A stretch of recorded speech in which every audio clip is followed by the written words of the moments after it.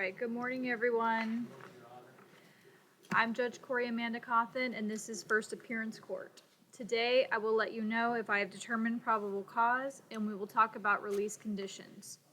Remember that today is not your trial date, so I encourage you to speak with your attorney before speaking on the record today, because everything that we say is being recorded and can be used against you at a later date. If you are represented by the Public Defender's Office, know that attorneys from the Public Defender's Office are present both here in the courtroom with me and at the main jail. For those of you at other facilities, know that these attorneys are available to you by phone. For those of you represented by private counsel, note that your attorneys come here to the courtroom with me and are able to address your cases from here. If your attorney is not present in the courtroom when I call your name, then you can let me know that and we will see how we can best help you facilitate that process. However, I ask you not to tell me that you have private counsel unless you or your family have retained counsel for this specific arrest. You also need to know that this morning in the courtroom with me, I have attorneys from the State Attorney's Office, as well as representatives from Confinement Status, Pretrial Supervision, and the Clerk of Courts. All of these persons are here to facilitate this morning's session and to provide any additional information that may be needed. Some of you may be able to resolve your cases here at first appearances if you are here for misdemeanor and municipal ordinance matters. However, that is dependent on what is going on with you personally and your case. If you are here for a felony or a violation of probation matter where the judge has already set a no bond hold, know that that cannot be changed or resolved here at first appearances. After today, your case will be assigned to a specific division judge, and going forward, all pretrial motions and any subsequent trial will be heard before your division judge. Before we get started with our regular list, I understand that we have two cases that have been requested by the jail to be called out of turn, so I'm going to address those first. They are both on page 20. First will be Frederick Welch.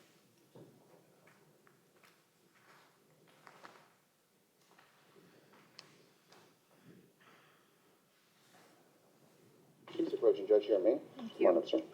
All right, good morning, Mr. Welch.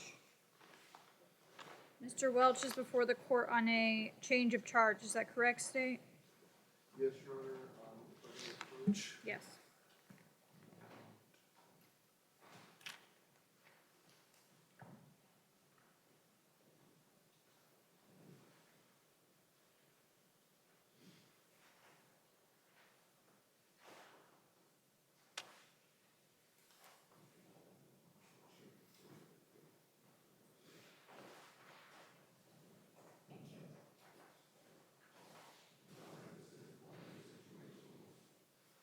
Mr. Welch was arrested. He was booked for murder.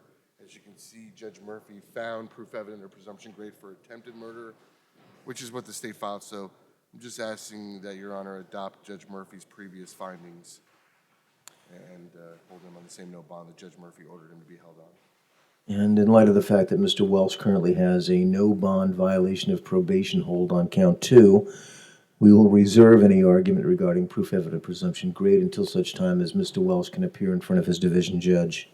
All right. Thank you, Mr. Reedy. Thank you, State.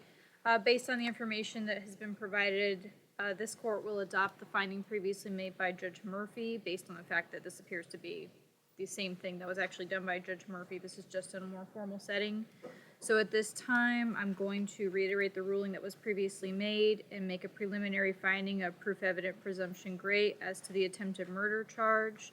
For the record, that is of course without prejudice for Mr. Welch to have a hearing before his division judge to address that matter. This count will be set at no bond as previously ordered. Thank you.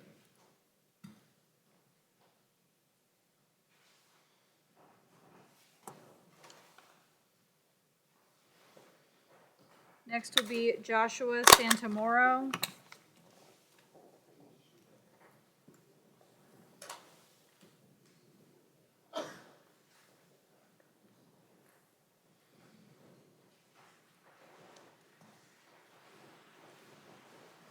Good morning, Mr. Santamoro. You're before the court this morning on 2 charges. Count 1 is for battery on an officer, firefighter, or EMT. Count 2, resisting an officer or obstructing without violence. I find probable cause for these charges, and I will hear from the parties.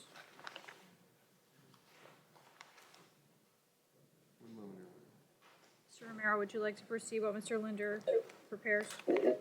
On this case, I just wanted to see what's the state's recommendation, Judge. Okay. Your Honor, I'm just going to be requesting a $2,500 bond.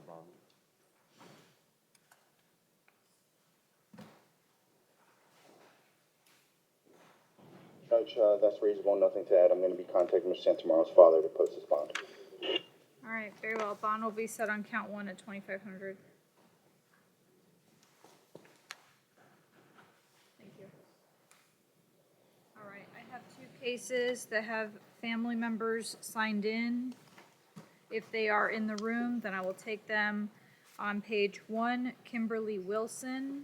Her parents are present. North Broward, Judge. Thank you. Who's North Broward, Judge? All right. Good morning, Ms. Wilson. Ms. Wilson, please don't do that. I don't want them. I don't want to see them. I Ms. don't want to see them ever Wilson? again. Ms. Wilson? I don't want to see them Ms. ever Wilson, I'm going to advise you to stop talking at this time. You are here to Yeah. listen to me. Thank you. again. Okay. Ms. Wilson, you're before the court this morning on 5 charges. Count 1, aggravated battery causing bodily harm or disability, domestic. Count 2, aggravated assault with a deadly weapon, domestic violence. Count 3, aggravated battery on a person 65 years of age or older. Count 4, battery causing bodily harm, domestic violence. And count 5 is a separate count for battery causing bodily harm, domestic violence. I will hear from the parties.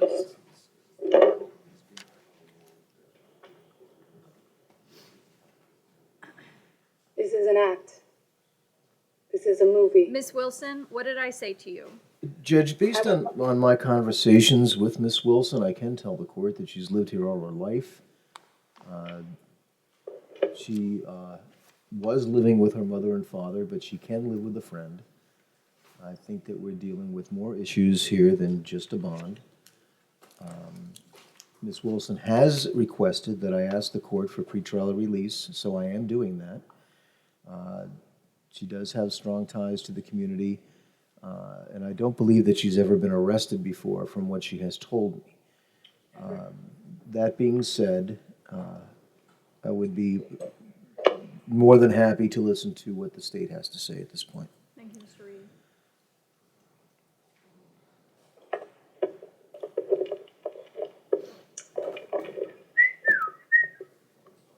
NCIC.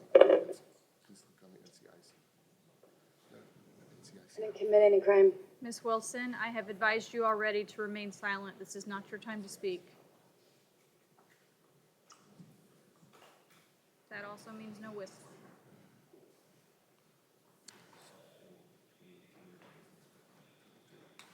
Your Honor, the only criminal prior I see, it was a 2011 alcohol violation. The court should be aware in 2018, a different individual sought and obtained an injunction order of protection against Ms. Wilson.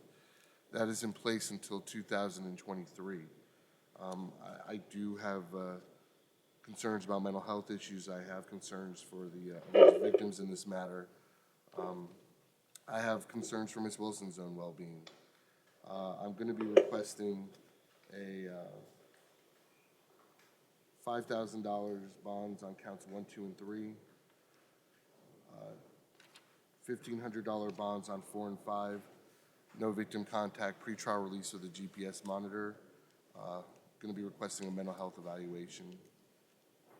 And that Ms. Wilson follow any and all recommendations from that evaluation.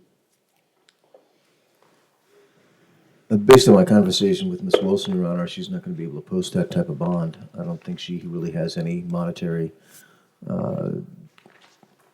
any way to post any kind of a monetary bond. So if she's not placed on pretrial release, I do not believe that she will be able to get out of jail. I would object to the court ordering a mental health evaluation. Our office can take care of that internally.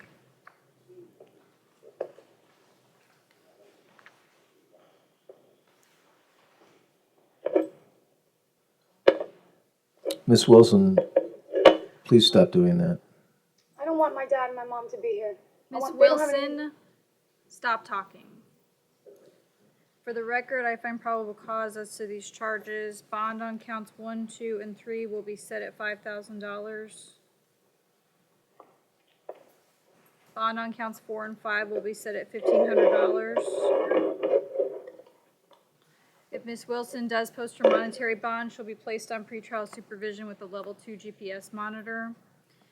I am inclined to order the mental health evaluation, but based on the representations that have been made by Mr. Reedy, I assume that will be dealt with through her attorney, and that information will be presented to her division judge to handle. Thank you, Judge. Thank you.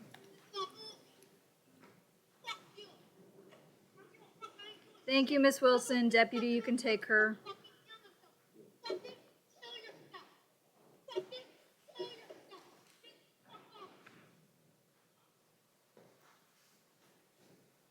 I don't know, if I may, she does need mental health evaluation. Paranoid schizophrenic, and this started yesterday as a suicide attempt. I've read the probable cause affidavit. That information will be provided to her division judge by her attorneys. We do have a felony mental health division here, but unfortunately, I'm not able to sign an order directly transferring her to that division at this time. So the division judge will be able to handle that. Suicide watch, too. I'm sure the jail will take care Your of Honor, that. I'll speak. Thank you. Thank you.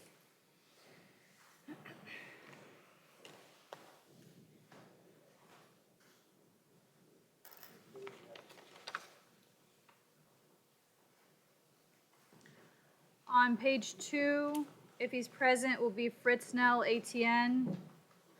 Good morning, counsel. Good morning, Mr. Pirani. Nice to make your acquaintance. I don't think we've ever met before. Nice to meet you. Do we know which facility he's at? I was under the impression he was at the main jail, Okay. Judge. Mr. Romero, do you have Mr. Oh, he's at Conti. Okay. Okay. He's at He's on Conti. page 21. There he is. He's up. Okay. All right. Good morning, Mr. ATN.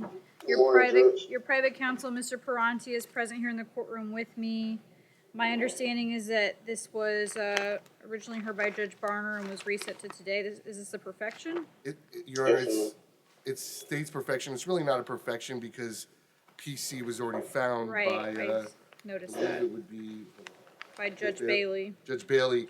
The issue was really it can't set a bond without the affidavit, so Okay. we reset it to provide the affidavit, which I provided the counsel in your honor. I received that. Okay. Judge, I'm in receipt of said affidavit. Okay. All right, so probable cause has already been found by Judge Bailey, so I will hear your recommendations as to bond at this time. Your Honor, first, as far as these new charges, the state is going to be seeking a bond in the amount of $150,000 per count. What? As far as any other release conditions, I'm going to wait to make those recommendations because I want to advise the court. The defendant was already out on $65,000 worth of bond on a pending case for possession of a firearm by convicted felon and aggravated assault with a deadly weapon. The allegations in that case, in a parking lot in front of a restaurant, Mr. Etienne, after being struck by the victim, a woman that was with him pulled out a gun, fired it into the air. The victim then began running from the scene. Mr. Etienne took the gun from her and fired at the victim multiple times. This was captured on video surveillance. There was also a witness to the incident that identified Mr. Etienne. When did that alleged incident take place? Your Honor, that occurred, he was arrested May 30th, 2019. Case number is 197283 CF10A. Additionally, Your Honor, while it is pending but he hasn't been served with the summons, there is an outstanding issue summons for domestic violence battery against Mr. Etienne. He just hasn't been served with the summons yet. If the court is inclined to revoke his bond in that case, the state would seek that he be held no bond in that matter.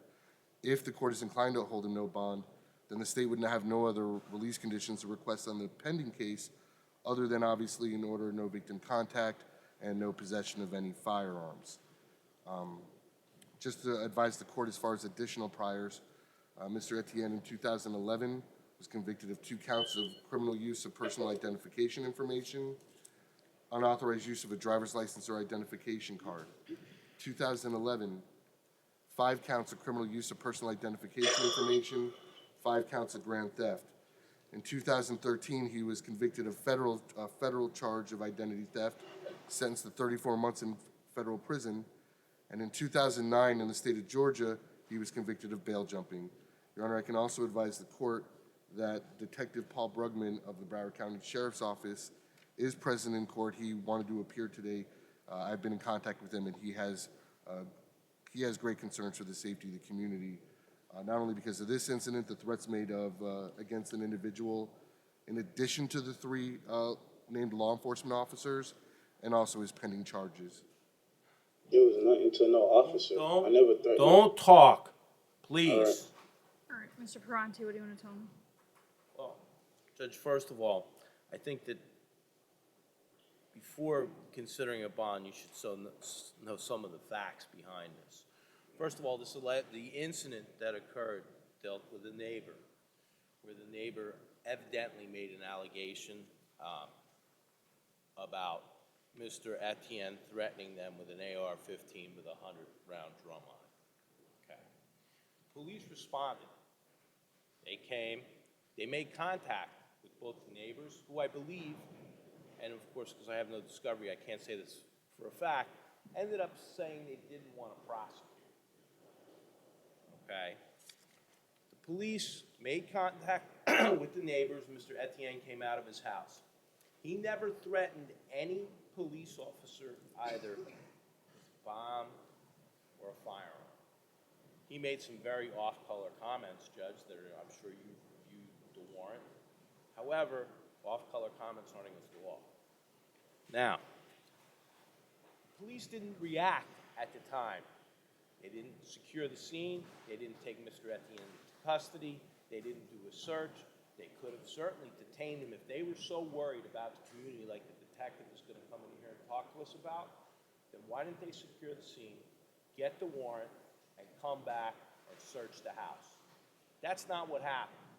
They left everybody as is. They come back at 2 in the morning with SWAT. They search the house. My client consents to the search of the car. They come up with 0. Nothing. The statute is very specific in the way it's worded. 790.163 specifically states, it is unlawful for any person to make a false report with intent to deceive, mislead, or otherwise misinform any person concerning the placing or planting of any bomb, dynamite, or other deadly explosive or weapon of mass destruction as defined in 790.166, or concerning the use of a firearm in a violent manner against a person or persons. This arrest warrant specifically states that this threat was made against the police officers. He never mentions a firearm, Judge. He never mentions a destructive device. I would say that based upon the facts and circumstances surrounding the case, that he should be R1 on this particular case. Your Honor, if I may briefly respond. Mr. Parenti left out the second half of the statute, which states it is unlawful for any person to make a false report with an intent to deceive, mislead, or otherwise misinform any person concerning the use of firearms in a violent manner against a person or persons. So it doesn't have to require an explosive device or weapon of mass destruction. Secondly, Your Honor, I can advise the court, and I've discussed this with Detective Brugman. Detective Brugman is involved in a special unit of BSO that specifically deals with these type of situations where there's been made threats of firearms. These were road patrol officers. They, I understand the protocol, they contacted his division. He immediately, my understanding after speaking to the supervisor, he responded. Getting the arrest warrant, at that time, there was an allegation made against a individual that wasn't a law enforcement officer. Law enforcement had to speak to this person. Now, while it is true that that person declined to prosecute, that victim isn't listed as one of the victims in this case. The 3 listed victims are the deputies, which my understanding is all wish to prosecute. I would also note, Your Honor, that Don't talk. His threats were captured on body-worn camera, and there was a specific threat made with a firearm, stating specifically, you're not the only one with guns. I'm going to bag one of these, and I won't use the language that Mr. Etienne allegedly used. There's clearly a threat to all three of these deputies to cause physical harm with the firearm. Your Honor, I bring up the other individual because whether this individual chooses to prosecute or not, this information was provided to law enforcement. It is covered in the warrant and the affidavit, and I think it's certainly relevant and reasonable for the court to consider that in setting release conditions. It's not a matter of probable cause. Mr. Ferranti stated that no weapons were recovered when the residence was searched. Is that correct? Yes, that is correct, Your Honor.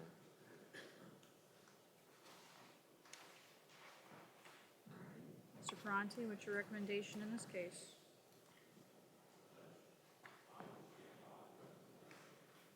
I'm not gonna ROR him, so give me something else. My recommendation in this case would be the standard bond for a second-degree felony, based upon, once again, the fact that, there was no specific threat of use of a firearm against any of these police officers. So I would ask for standard bonds of $2,500 per count. And in reality, Judge, this is all gonna become a nullity for the time being anyway, based upon the other case. And just for the record, the alleged victim of the domestic is present in the courtroom, has signed a waiver of prosecution, and does not want to be prosecuted. Domestic case, quite candidly, isn't what's concerning me right now. It's the other case that I he's out on understand, bond Your for. Honor. And quite honestly, he's lucky I'm not revoking his bond this morning on that case. Understood. In this case, bond's gonna be set on each of these counts at $50,000 each. Your Honor, Yes, since the court is not taking any action revoking his bond, yes. the state would be then requesting on this case that he be placed on a GPS monitor level 1. Judge, if I can, and I, just to briefly respond, Go ahead. $150,000 worth of bond is really tantamount to no bond. I have $150,000. Well, I could set him no bond in the other case if you would prefer. Well, then I'm not talking. Okay. All right. If he posts the monetary bond in this place, he'll be placed on pretrial release with the level 2 GPS monitor. Thank you, Judge. You're welcome. Nice to make your acquaintance. once Same again. here, Mr. Ferranti. Just for the record, there's also going to be an order of no victim contact and an order that Mr. Etienne possess no weapons, firearms, or ammunition. All right. Mr. Etienne, just so that you understand, no victim contact means no phone calls, no text messages, no third-party contact, no social media. Do you understand that? Yes, ma'am. Thank you, Judge. Thank you. Have a good day. You too. Thank you, Lord. All right. There's 20 cents for the call? Oh, man, I'll have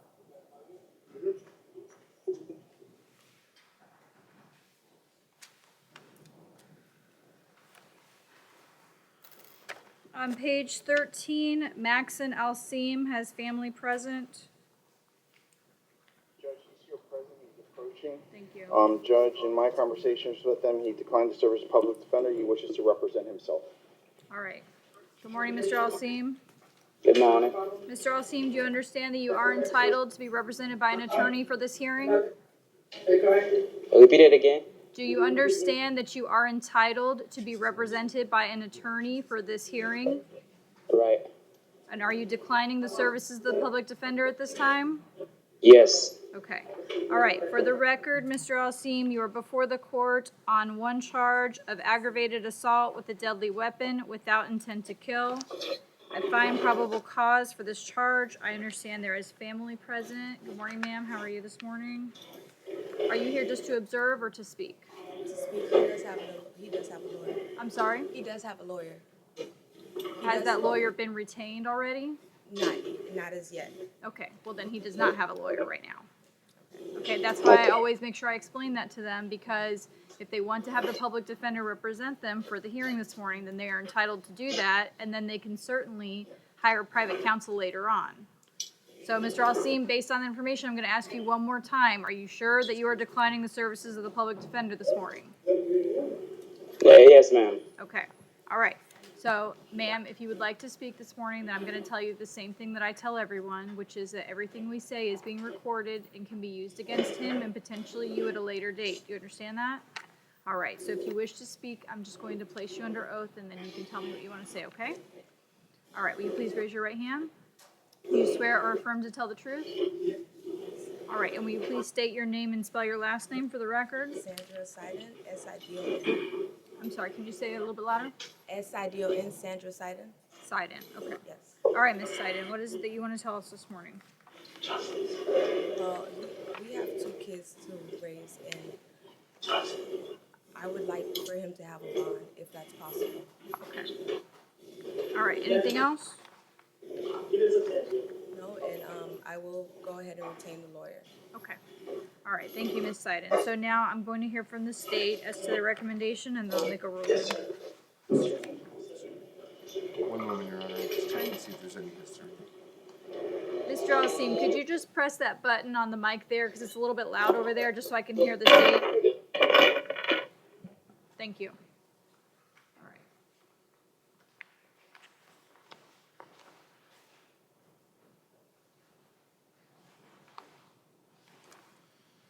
Your Honor, as far as history, the only thing I see is a 2011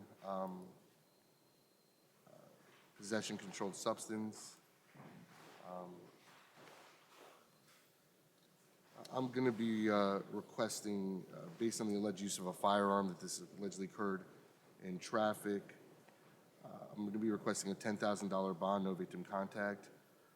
It would also appear that Mr. Alcine does have financial means.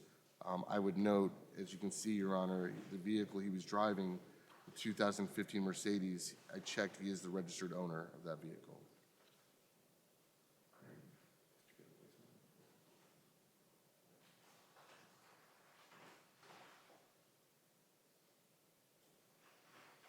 Sorry, also would request no firearms, weapons, ammunition. Nothing further.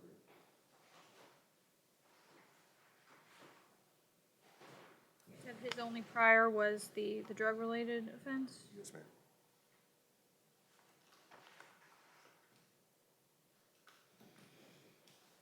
Ms. Sidon, are you the one that's going to be posting his bond? Yes, ma'am.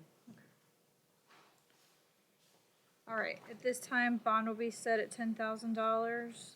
There will be an order of no victim contact. Mr. Alcine, I don't know if you know the alleged victim or not, but whether you do or not, no victim contact means no being in the same place at the same time, no phone calls, no text messages, no third-party contact, no social media. I'm also going to impose an order that you possess no weapons, firearms, or ammunition. If you are in possession of any of those items, that means that you are to surrender them to local law enforcement until further order of the court. Do you understand that? Just press your mic so I can hear you. Yes, ma'am. Okay, thank you very much. All right, thank you for being here, Ms. Sidon. Thank you.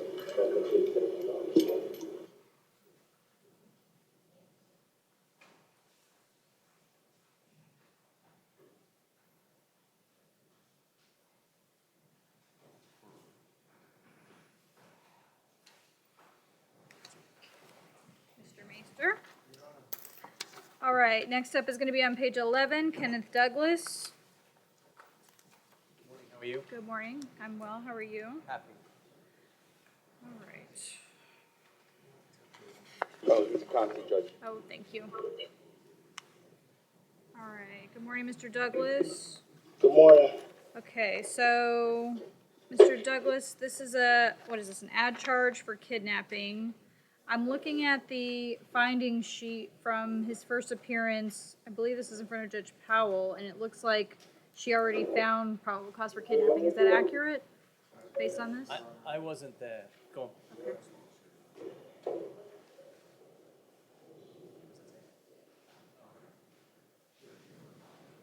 I do. Yes. Your Honor, what happened was, frankly, I just don't have the memory to state specifically why. As you can see, when Mr. Douglas was arrested, he was charged on the booking with false imprisonment. At his first appearance, Judge Powell made a finding for kidnapping and found proof evident or presumption great in order to be held on bond. Okay.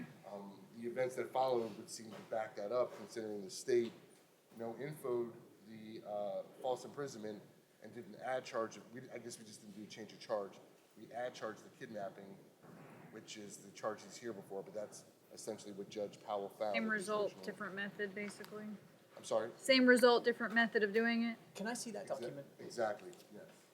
And, Your Honor, because Judge Powell made a finding of proof evident or presumption great for the same offense, same charge that Mr. Douglas is standing before the court this morning on, we would ask Your Honor to adopt Judge Powell's findings. Really, it's just a technicality that he's here. The only judge that should have to make or should be asked to make a determination of proof evident or presumption great at this point would be his division judge at an Arthur hearing. Judge, I wasn't at that hearing, but I was, I became Mr. Douglas' attorney of record shortly thereafter. We've been operating under two different case numbers. The false imprisonment charge fell under one case number, and then the aggravated battery charge fell under a different case number. So 19-14986 CF10A fell under, that's the aggravated battery charge. And then the second case is 19-14781 CF10A, and that's a false imprisonment charge. When I look at this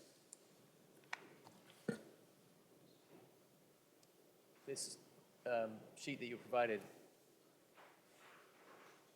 it's the false imprisonment case, but I think he's been charged onto the aggravated battery case. And charged as a co-defendant. Whether he was all right, one moment. Let's just check it and verify it. Yeah, let me check. Let me see your docket, please.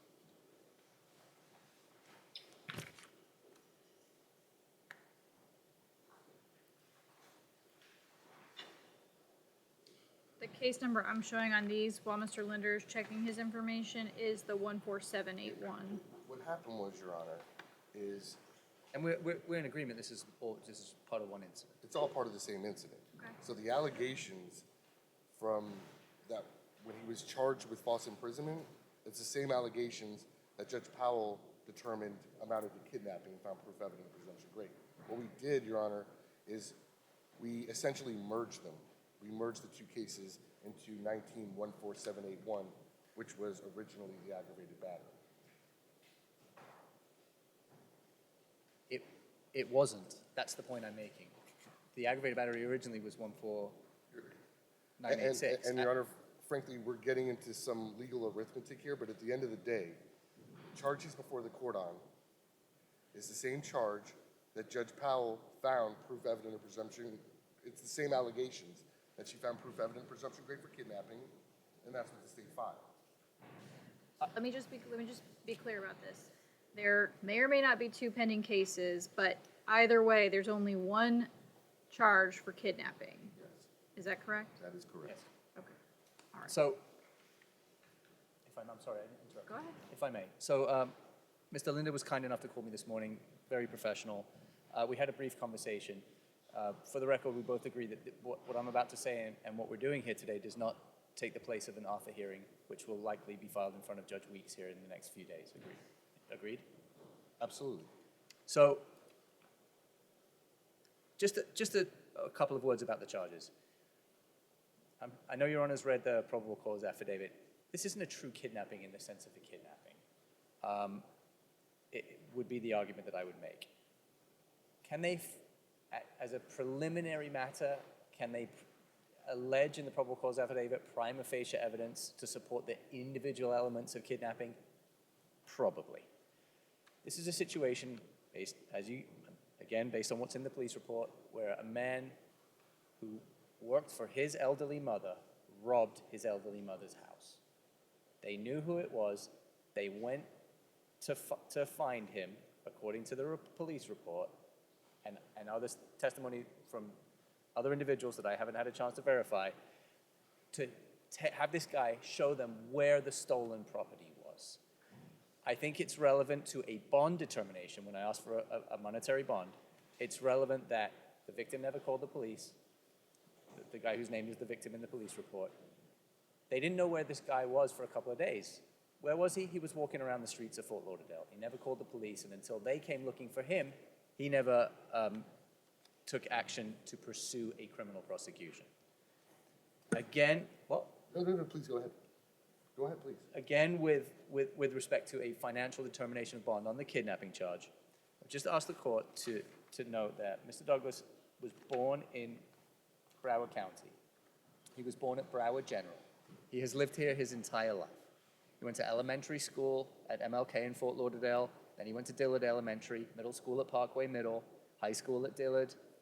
He also, due to some learning disabilities and issues that he had, attended Plantation and Piper.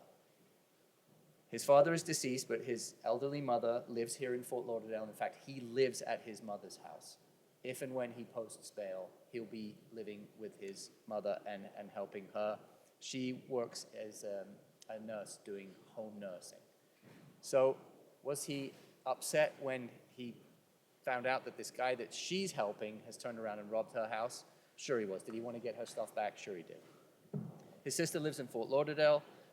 He has several children, again, between the ages of 19 and 7 years old.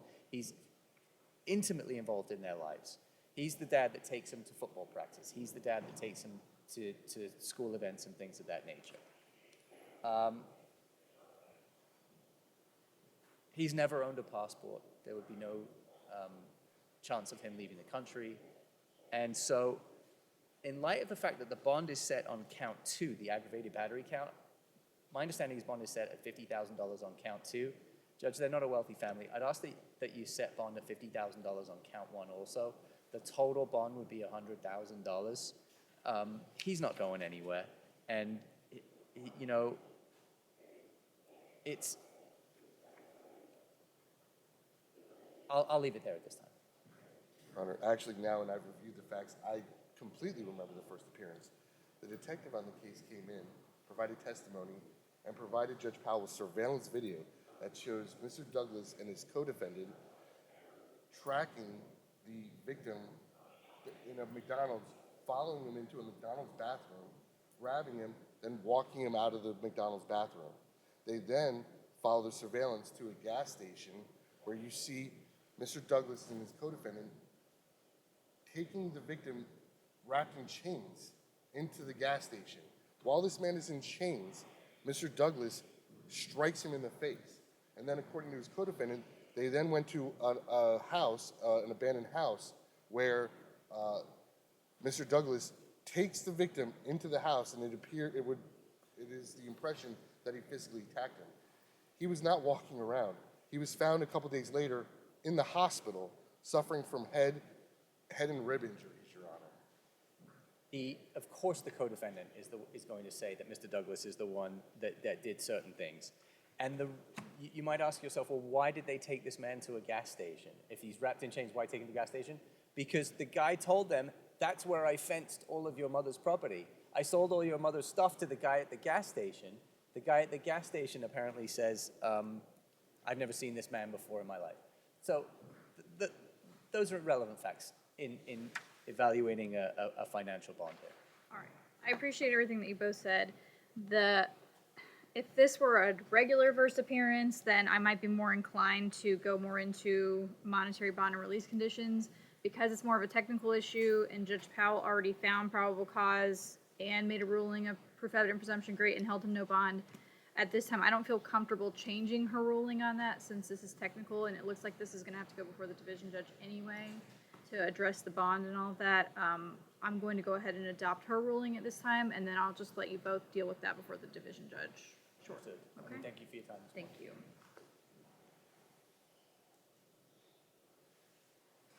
Our Spanish interpreter is present, Your Honor. Thank you.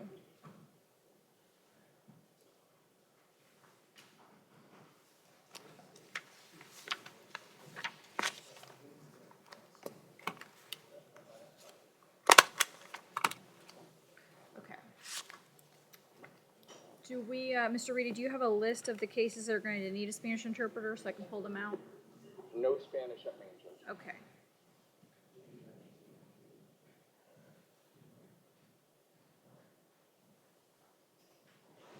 No problem, John. We have Mr.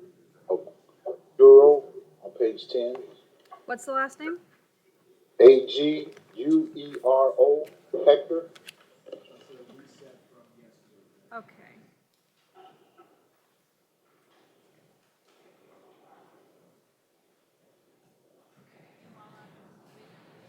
my interpreter. Will you please raise your right Yes, Your Honor. hand? Do you swear or affirm to interpret from Spanish to English and English to Spanish to the best of your ability? I do, Your Honor. Gabriel Sinisi, con interpreter. Thank you very much. You're welcome. All right. Good morning, Mr. Aguero. Buenos días, señor Agüero. Buenos días. Good morning. Mr. Aguero, you're before the court this morning on a misdemeanor capias. Señor Agüero, está ante el tribunal esta mañana por una orden de arresto por un delito menor. This relates to a charge for trespassing. Esto se relaciona a un cargo de entrada o permanencia ilícita.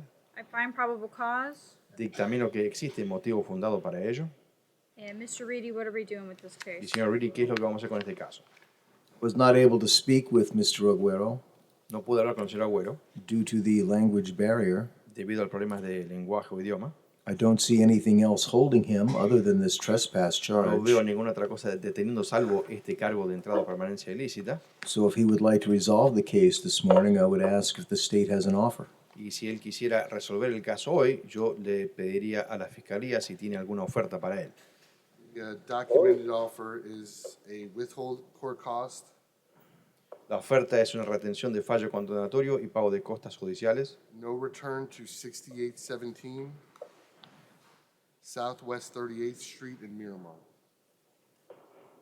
No regresar a 6817 Sur Oeste, 38 Calle, en Miramar. Is that a laundromat? No, this is someone's home, but it would appear that well, ¿Es un centro de lavado de ropa? No, parece que es la residencia de alguien. this is someone's home, so, but because the assigned attorney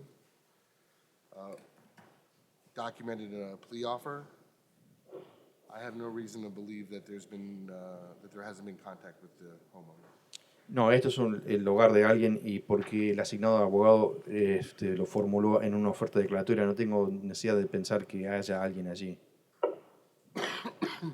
So, Mr. Aguero, if you would like to resolve the case today, Así que, señor Agüero, si usted desearía resolver el caso hoy, then once again, the state's offer to you una vez más la oferta de la fiscalía para usted would be a withhold of adjudication sería una retención de fallo condenatorio plus court costs más las costas judiciales and a no return order to the place of incident. y una orden judicial de no regresar al lugar de los incidentes.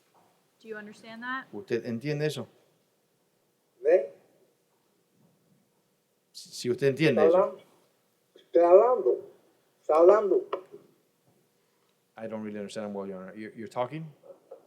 Mr. Aguero, do you understand the offer that the state has made to you if you want to resolve the case? Señor Agüero, ¿usted entiende la oferta que la fiscalía le ha hecho a usted si usted quiere resolver el caso hoy? ¿Cuál oferta? What offer? ¿Cuál oferta? What offer? Mr. Aguero, I was just explaining to you, please listen carefully, Señor Agüero, recién le estaba explicando a usted. Por favor, escuche cuidadosamente. if you want to resolve the case today, Yo estoy escuchando. Si quiere resolver el caso hoy, ¿Eh? Mr. Aguero, can you hear okay? señor Agüero, ¿usted puede escuchar bien? Sí, cómo no. Estoy escuchando. Yes, of course, I'm listening. And are you understanding what I'm saying? ¿Y usted está entendiendo lo que le estoy diciendo? Sí, cómo no, cómo no. Por a ver, no es. Se había dirigido a mí, ¿no? Your Honor.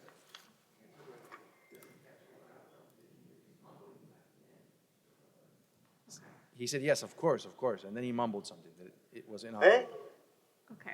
Mr. Aguero, Señor Agüero, I need you to speak loudly and clearly so that the interpreter can hear you. necesito que hable con voz alta y claramente para que el intérprete pueda escucharlo y entenderlo. Sí, a ver, ¿qué quiere que le hable? Yes, of course. What do you want me to talk about? Okay, I want you to listen to me one more time. Quiero que me escuche una vez más. The Sí, state, a ver, diga. Go ahead.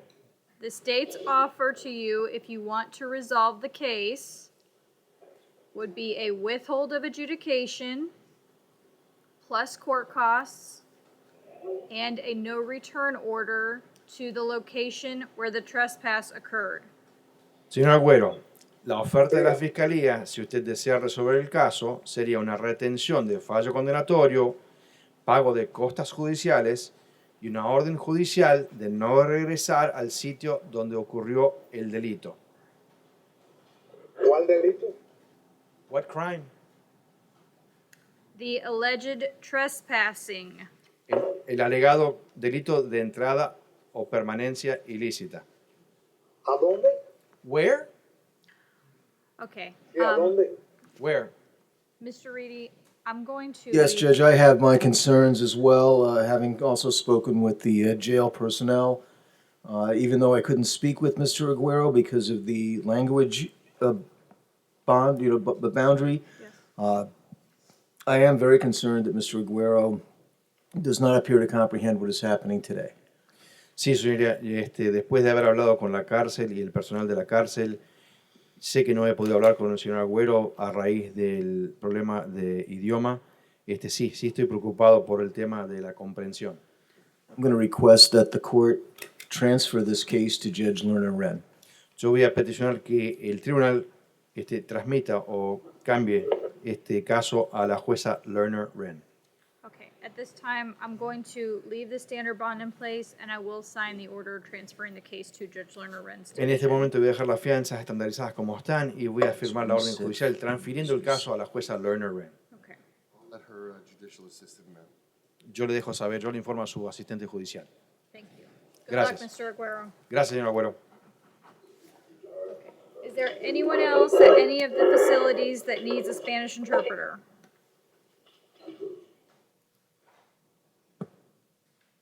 Okay. All right, thank you. Yo. Okay, I have one more case that has someone signed in. On page 9, Nicholas Drummond. He's approaching, Judge. He's here, man. Thank Hello, Mr. you. Drummond? His father is present.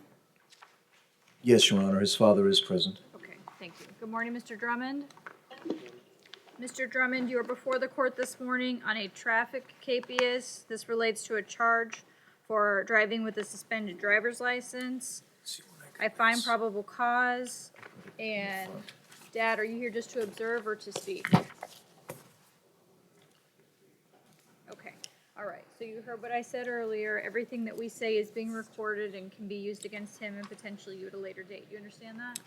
Okay, so if you want to speak, I'm just going to have you raise your right hand. I'll swear you in, and then we'll go from there. Do you swear or affirm to tell the truth? Okay, and will you please state your name for the record? Okay, thank you, Mr. Santiago. And what is it that you would like to say? Let you guys know that as soon as he gets out of here today. Here, just try to speak. So they're trying to hear you. Just speak into the microphone. Try to speak up a little bit so they can hear you. Whenever if I can get him out today, I want to help him put him in the diversion program and try to see if I can. Because Your turn. The problem is his financials. Can't afford to do, what he can right now. So I want to try to help him out to put him on a diversion program so he can get his license fixed today, or try to get it fixed today, because I don't want this problem anymore. It's been going on because all it is because he doesn't have insurance. It suspends his license, and then he keeps doing it, and this is his second time in jail, and he's a Marine. He doesn't deserve, he's a good kid. He doesn't get in trouble. Last night he was picked up. He wasn't even driving. He was just picked up in front of my house. And I want to get this fixed. He also works with me doing security. I'm director of security for All American. He also works with me. He works at Chili's. So he's trying to get his life on the road, or life straight. Yes, ma'am. All right, let me just hear from the state. Yes. My concern is this was now the second, it is the second arrest for failing to appear on this case. Okay. And I'm hoping to avoid a third. Judge, in speaking to his father, Your Honor, it seems to me that he has got the message. He does, as his father has said, he lives with him. I don't believe he has any type of criminal history other than this charge. He's a Marine. He's doing the best that he can. He's working. And I'm sure his father will make absolutely certain that he comes back to court every time he's supposed to be in court. And I would ask the court to consider an ROR at this time. Mr. Linder? Judge, first of all, And I would think a Marine wouldn't need to get arrested twice to get the message. He's 26. He doesn't need, frankly, he's too old for his father to be ensuring that he comes to court. He's old enough to get himself to court, and this is now the second time.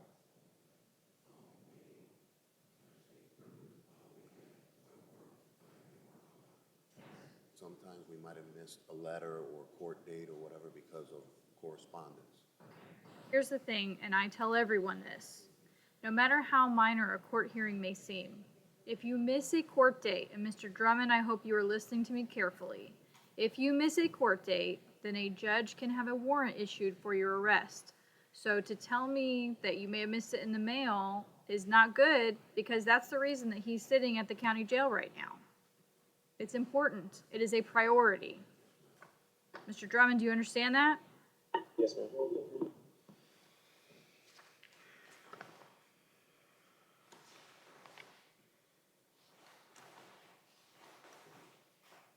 All right, since he has 2 prior capiases in this case, I'm not comfortable just RORing him, but we may consider pretrial supervision possibly. Mr. Romero, did you have some information you wanted to provide? Judge, just to piggyback what everybody said, my understanding is, and I know, as you just explained to Mr. Drummond, it is ultimately his responsibility, but he never got notice. But his father's here. He's here. He's going to make sure he goes. He's working at Chili's. He wasn't even driving when he was stopped. My understanding is until he gets his license straightened out, he's been taking Uber. He's trying to save up in order to get his license valid again. Judge, I'm going to ask if the court's not inclined to a straight ROR, I believe maybe collateral might be an issue. Rather than, I know the standard bond, which is in place at $1,000, would the court consider setting a bond of $100? That's ultimately what he would have paid with the premium with the bondsman. So I don't know if the court would be inclined to reduce it from $1,000 to $100 so that his father can post a monetary bond, so Mr. Drummond can be released. He can keep on working at Chili's and hopefully get his license reinstated. Well, I'm willing to do that if he's willing to be placed on standard pretrial supervision. Do you want to discuss that with him?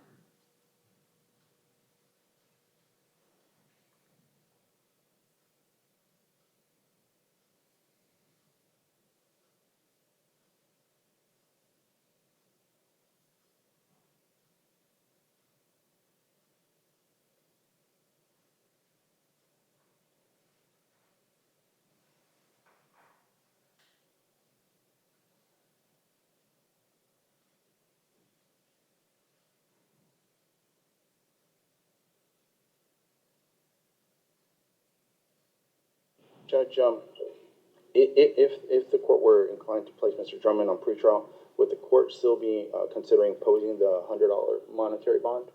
I will ROR him if he will go on standard pretrial supervision. Yes, that would be acceptable, Judge. All right, so Mr. Drummond, I'm just going to say one more time so that we're very clear with each other. I understand that you were arrested and you weren't driving, but it's not good enough for you to not be driving. If there's an outstanding warrant for you, then you can be picked up at any time. And if you know that this case is pending, it's your responsibility to take care of it and find out when your court hearings are, okay? Now, there's a couple of important things for you to know. Your attorney is going to give you some information regarding pretrial. I'm going to ROR you and release you to pretrial.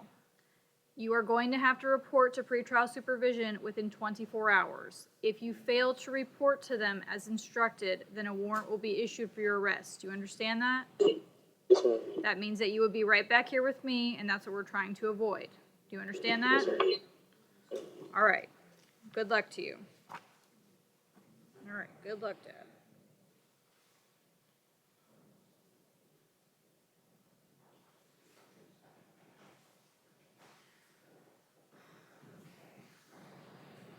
To come back on the municipal ordinances. I'm going to start going through our regular stack here.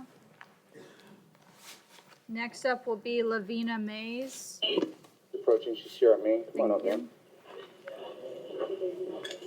Good morning, Ms. Mays. Morning. Ms. Mays, you're before the court this morning on 3 misdemeanor capiases. The 2 of these relate to failure to register a vehicle. A third is for having an unlawful license tag or sticker attached. I find probable cause. I'll hear from the parties. Judge, after speaking with Ms. Mays earlier today, she wishes to resolve this matter. We want to see if the state had a plea offer for her today. Documented offers withhold court costs on all counts.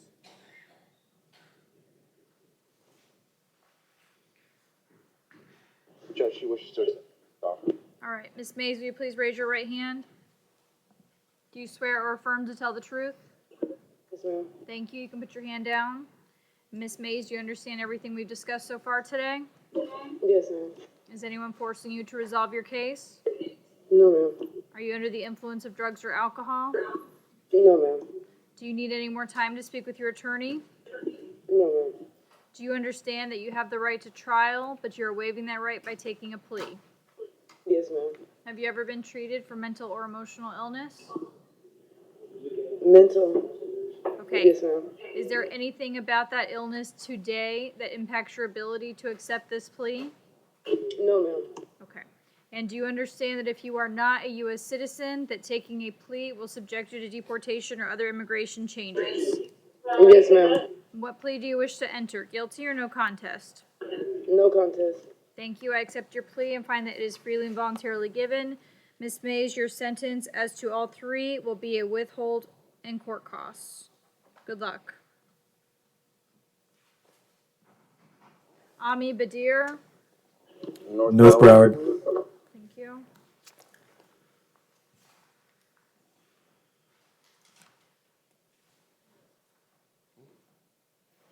She's in the restroom. Thank you. She's in the restroom. All right.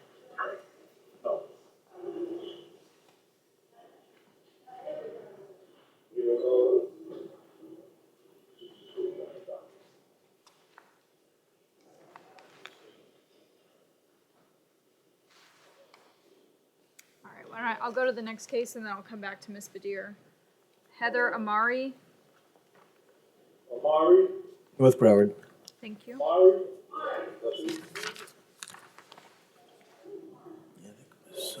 Valid. This is Madeira. Okay. All right. Good morning, Ms. Badir. Ms. Badir, you're before the court on 4 charges. Count 1, possession of THC. Count 2, possession of cocaine. Count 3, possession or use of drug paraphernalia. And count 4 is interfering with railroad track or equipment. I find probable cause, and I'll hear from the parties.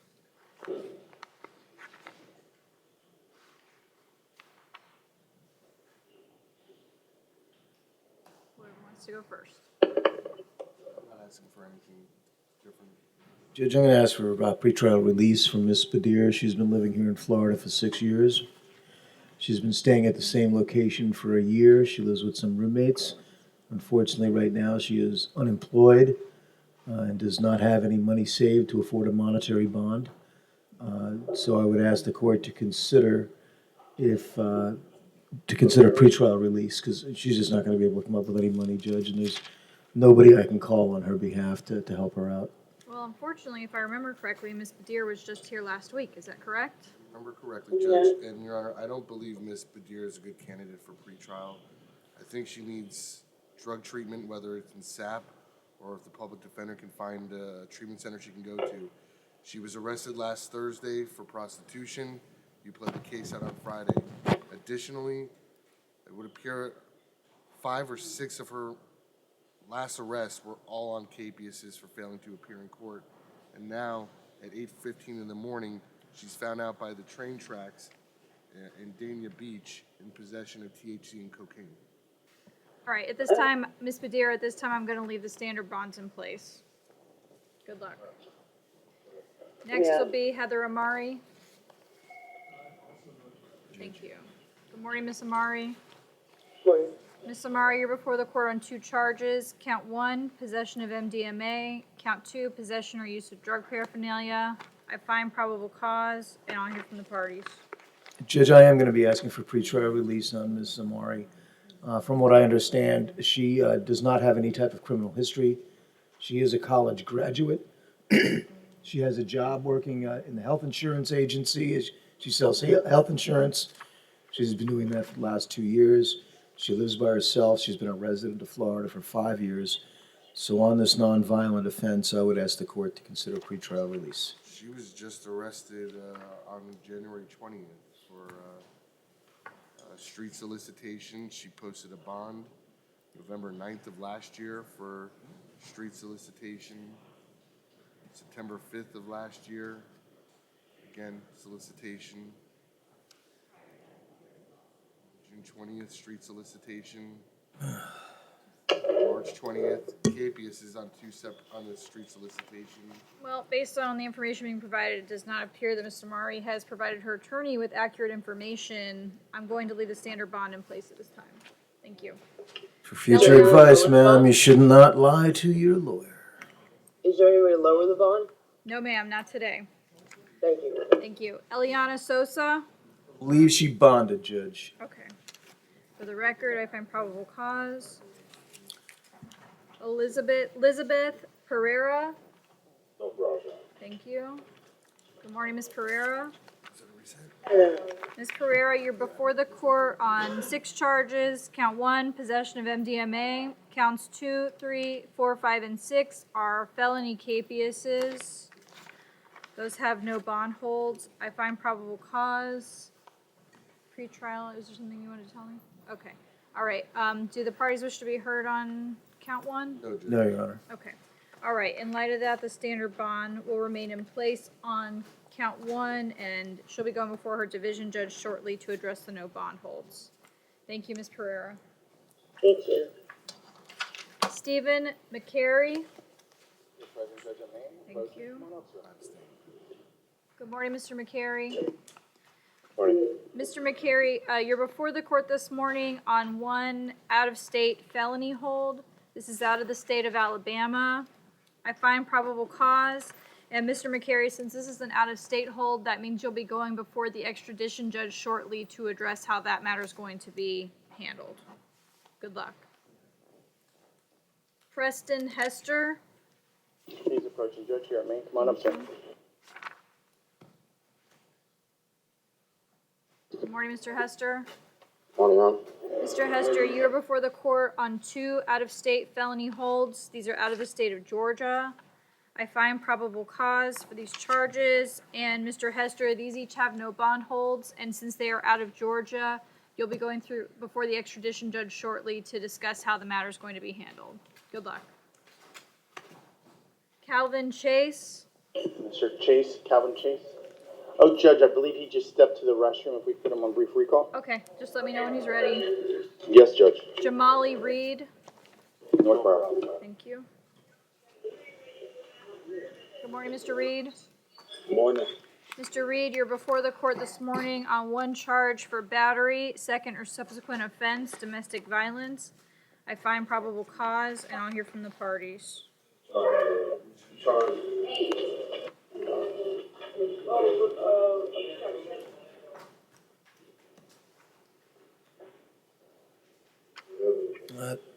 Your Honor, I'd be requesting a $1,500 bond no victim contest. I don't know that Mr. Reed is going to be able to post that bond, Judge. He has been a resident of Florida for 6 years. He's been living in the same location for that length of time. He lives with his mother. And he is working currently as a dishwasher. He's had that job for about a month. He had a 3.1 grade point average in high school, and he plans on returning to high school soon. He is 19 years old at this point, and I believe that the victim in the case is his little brother. He will not be living in the same location as his brother. He's already made arrangements to stay somewhere else. He can stay at his sister's house or his dad's house. So he understands the condition that there be no contact. So I would ask the court to consider pretrial release, considering that Mr. Reed at this point does not have any monetary assets to post a bond. So the court's aware, as a juvenile, he has a prior aggravated battery with a deadly weapon, 2 prior batteries, another battery that he went on in a diversion program on, and 2 more batteries that were dropped. Same alleged victim or different? I'm sorry? Were those involving the same alleged victim or different?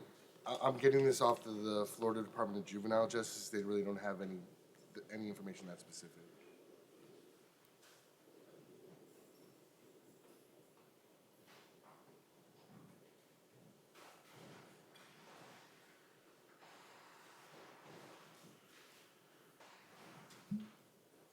All right.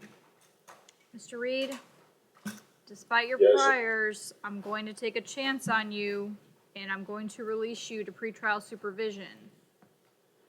There will be an order of no victim contact. I understand that the alleged victim is your little brother, but no victim contact means you are not to be in the same place at the same time. There will be no phone calls, no text messages, no third-party contact, no social media. Do you understand that? Yes, Your Honor. I have another question. What's your Would I question? still be able to attend work? You will be able to attend work, yes, as long as you're not around your brother. Okay, thank you. All right, additionally, you're getting some information there. Once you are released, you will have 24 hours to report to pretrial supervision. If you fail to report to them, a warrant will be issued for your arrest. Do you understand that? Yes, Your Honor. All right, thank you. Good luck, Mr. Reed. Thank you, sir.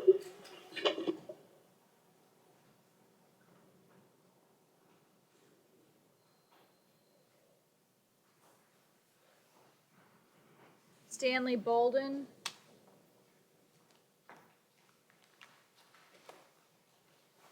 Judge, Mr. Bolden's here, present. Thank you. Good morning, Mr. Bolden.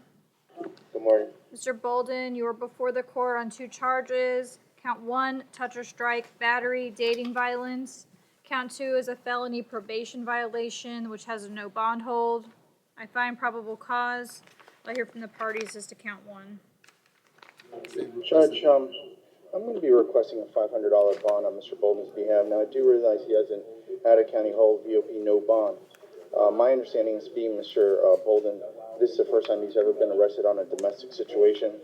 My understanding is that him and his girlfriend have been together for about 2 years, and nothing like this has ever happened before. Now, he's 22 years old, been here his whole entire life. He is working. He's a primary financial provider of his household. He's working at the Hard Rock.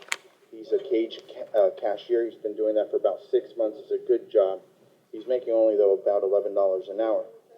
Considering the financial resources are quite limited, considering this is a misdemeanor offense, and Judge, I'm going to be asking for a $500 bond on Mr. Bolden's behalf. I believe that's reasonable under the circumstances. Can I have one moment, please? Go ahead.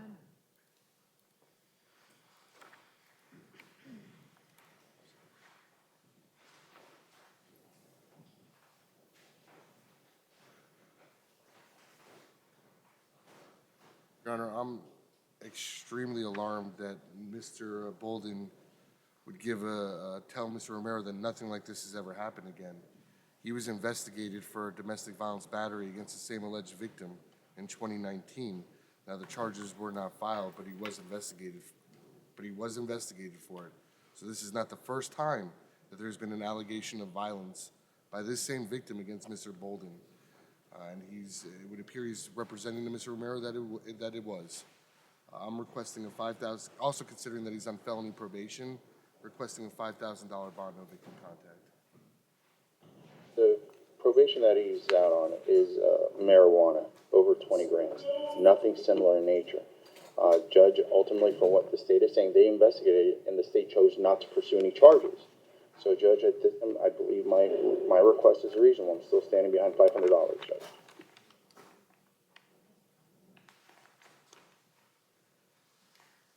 Bond will be set on count 1 at $1,500.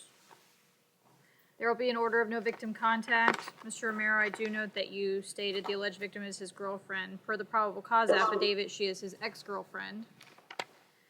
So, Mr. Bolden, so that you understand, no victim contact means you are not to be in the same place at the same time. There will be no phone calls, no text messages, no third-party contact, no social media. Do you understand that? Yes, ma'am. Thank you.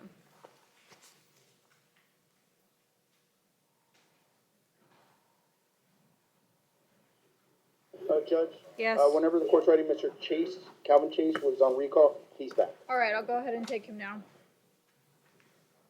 Good morning, Mr. Chase. Good morning. Mr. Chase, you're before the court this morning on an out-of-state felony hold. This is out of the state of Maryland. I find probable cause, and Mr. Chase, so that you understand, this has a no bond hold on it. And since it's an out-of-state hold, that means you'll be going before the extradition judge shortly to address how this matter is going to be handled. Good luck. Robert Joseph.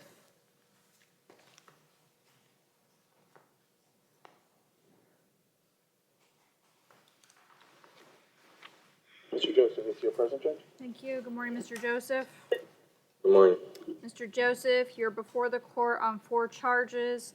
Count 1, domestic battery by strangulation. Count 2, touch or strike battery, domestic violence. Count 3, false imprisonment of an adult. Count 4, obstructing or depriving of means to protect or communicate. I find probable cause, and I'll hear from the parties. Your Honor, I see no history. That being said, based on the level of violence and that it is alleged that these acts were committed in front of a child, I'm requesting a $10,000 bond on count 1, $2,500 bond on count 2, $5,000 bond on count 3 and 4, no victim contact, pretrial release with a GPS monitor.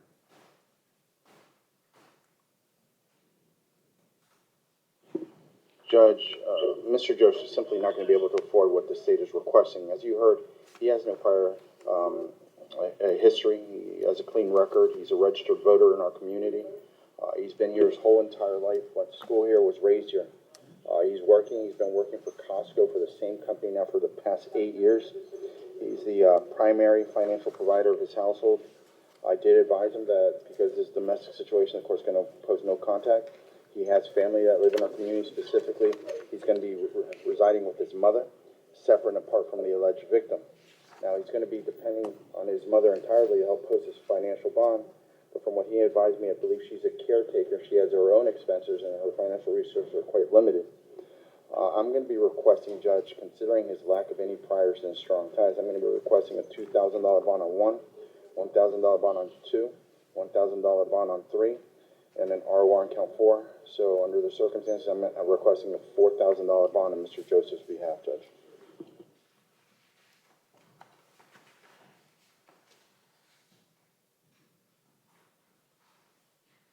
I understand that he doesn't have any priors, but as all of the attorneys that are present here know, when it comes to domestic violence situations, that's obviously not the only, nor is it the main consideration that this court gives.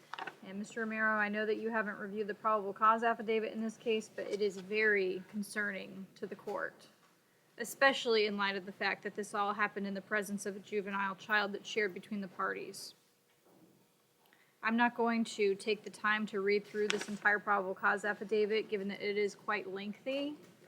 But based on the allegations that have been provided, I'm going to make the following ruling. On count 1, bond will be set at $5,000. On count 2, bond will be set at $2,000. On counts 3 and 4, bond will be set at $2,000.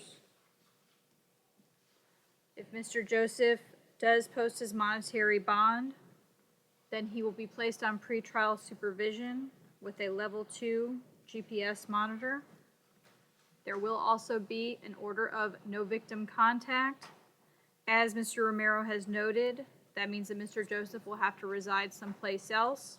And Mr. Joseph, so that you understand, no victim contact means no being in the same place at the same time, no phone calls, no text messages, no social media, no third-party contact. Do you understand that? Yes, ma'am. Thank you.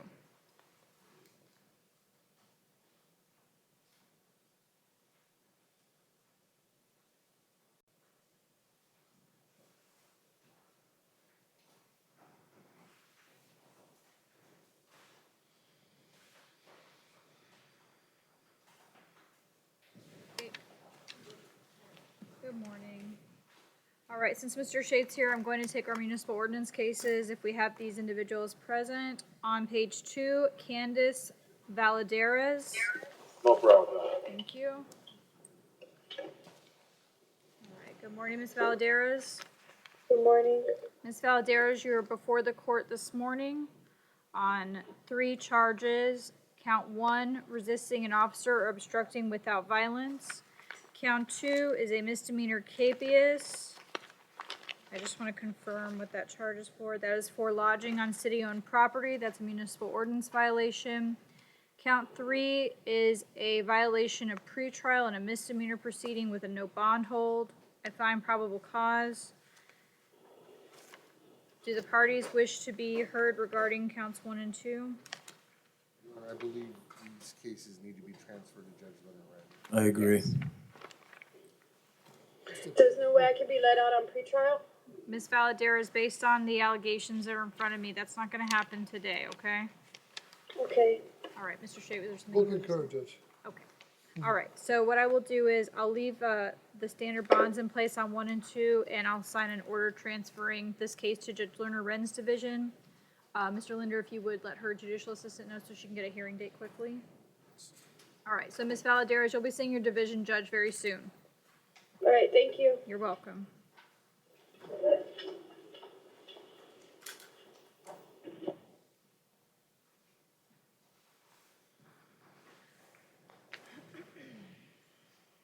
On page 8, Juan Flores.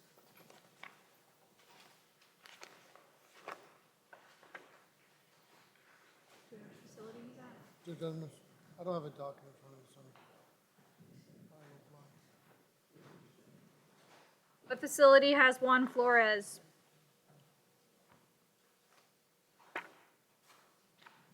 Main judges.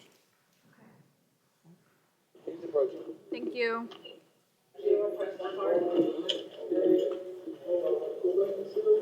Good morning, Mr. Flores. Good morning. Mr. Flores, you're before the court this morning on a misdemeanor capias. This is a municipal ordinance violation for open container.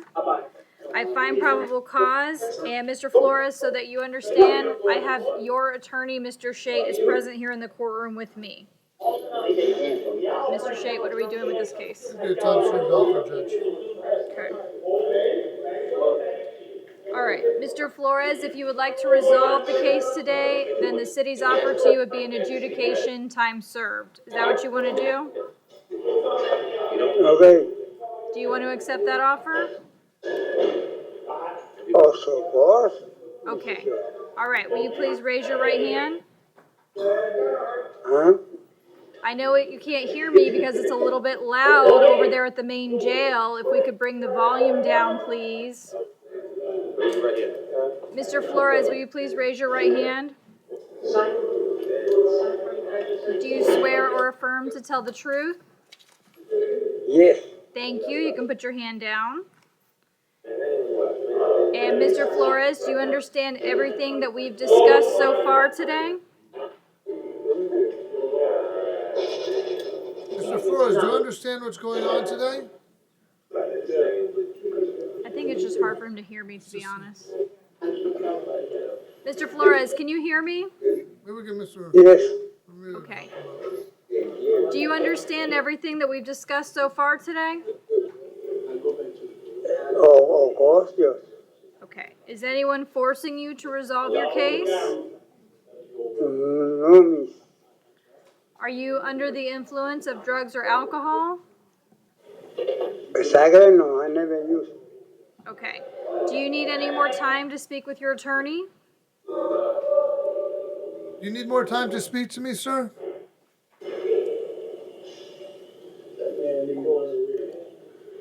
Well, talk to me if you want. Do you need, Judge, you want me to give him a call? Yeah. I'll call him again, see what he's. What I'll do is I'll place it on recall and then you just Okay. let me know what we're gonna do with it, Okay. okay? All right. Mr. Flores, your attorney's gonna call you on the phone right now, and I'm gonna call you back up in a few minutes, okay? I'll call you on the phone right now, okay? All right. Mr. Hold on, I have one more for you, Steve. I have one more for you. All right. Mr. Romero, are you present there at Maine? Maybe Mr. Romero can help. I'm gonna try. Hey, Mr. Romero, so Mr. Flores, I don't know if it's that he can't hear me or if there's a language barrier or what's going on. Mr. Shate is going to call him on the phone in a moment to speak to him. Okay. If you could maybe provide some more information, if that is possible. Judge, we might be able to do it with Mr. Romero just standing right there. Now You want to it's- try, 'cause see if it's he much can hear? quieter now that they got that gentleman out of the courtroom. Okay, all right. So how about we try that then? That's fine with me. Mr. Romero, are you comfortable with that? I don't know if it's that he can't hear me or what, so I'm just trying to go through a plea colloquy with him. As a friend of the court, I'll go ahead and. I appreciate it. It's an open container. You sure you got that? I'm very friendly, Mr. Shea. Yeah, it's an open container. Just want to make sure you can handle these. All right. All right. Mr. Flores, do you understand everything that we've discussed so far today? Did you hear the judge? Do you understand everything which is going on here today? Yes or no? Yes. Okay, now, as far, one moment, Judge. Go ahead.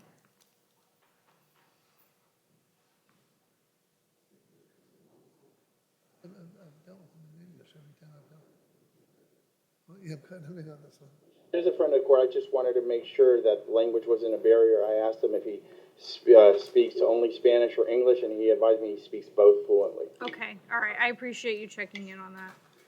Okay, Mr. Flores, do you understand that you have the right to trial, but you are waiving that right by taking a plea today? Do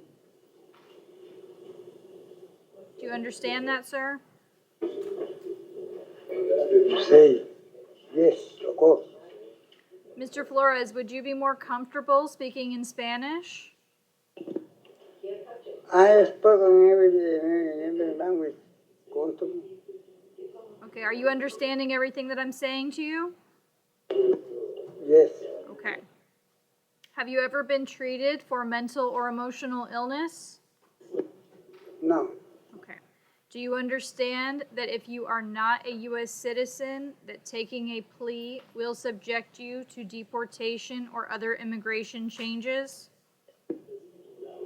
No. You don't understand that? No, I don't touch that point yet.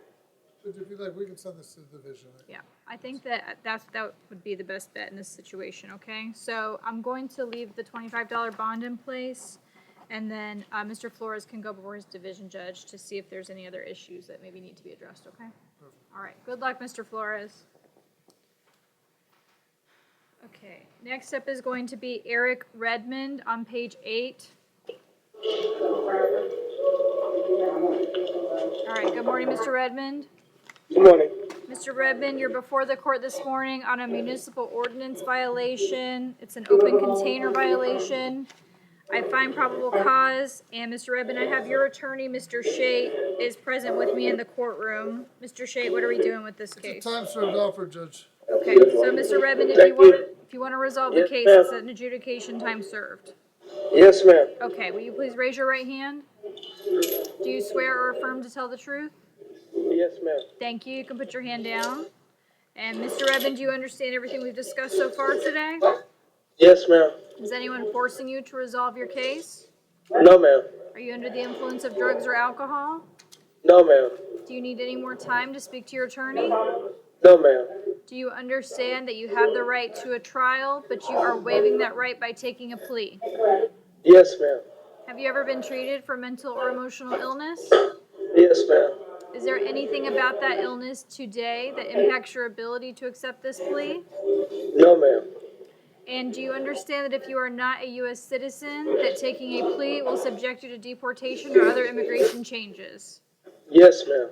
And what plea do you wish to enter, sir? Guilty or no contest? No contest, ma'am. All right, Mr. Redmond, I accept your plea and find that it is freely and voluntarily given. Your sentence will be an adjudication, time served. Good luck to you. Thank you, ma'am. Good luck. Mr. Mitchell? All right. Mr. Shea, do you have any other cases for you? That's it. All right.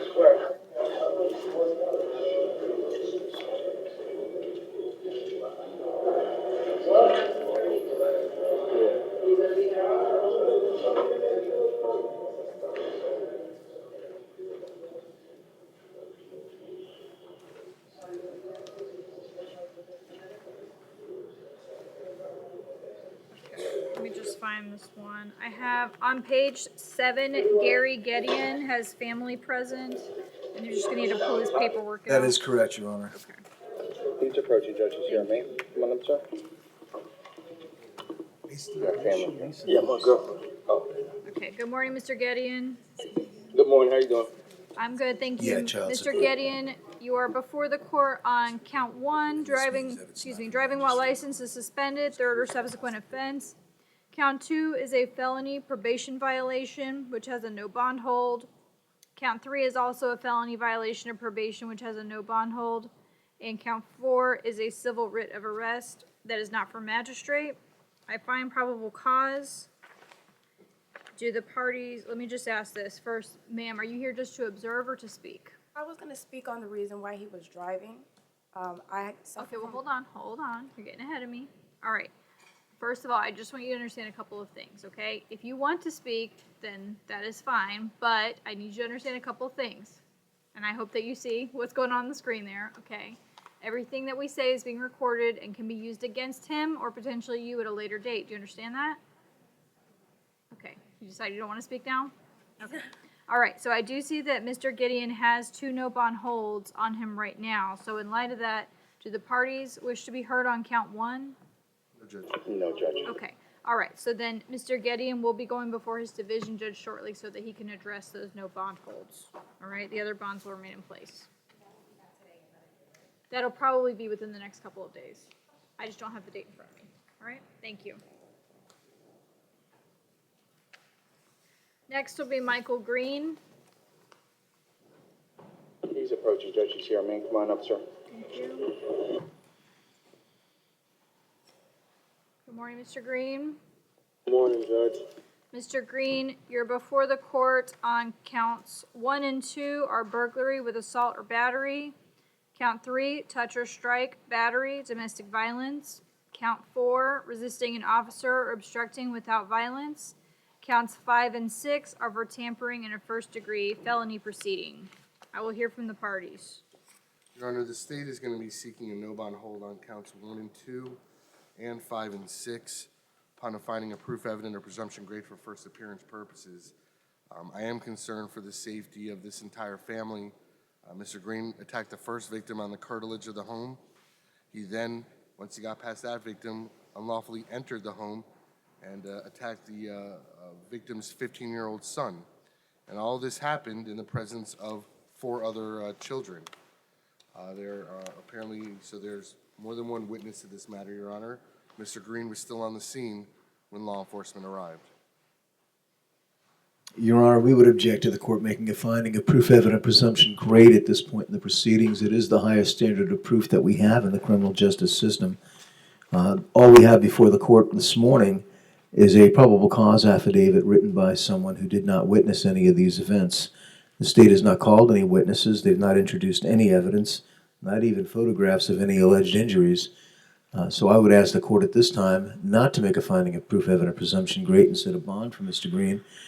If over our objection the court does make a finding of proof evident presumption great, I would encourage the court to exercise its discretion and set bond for Mr. Green.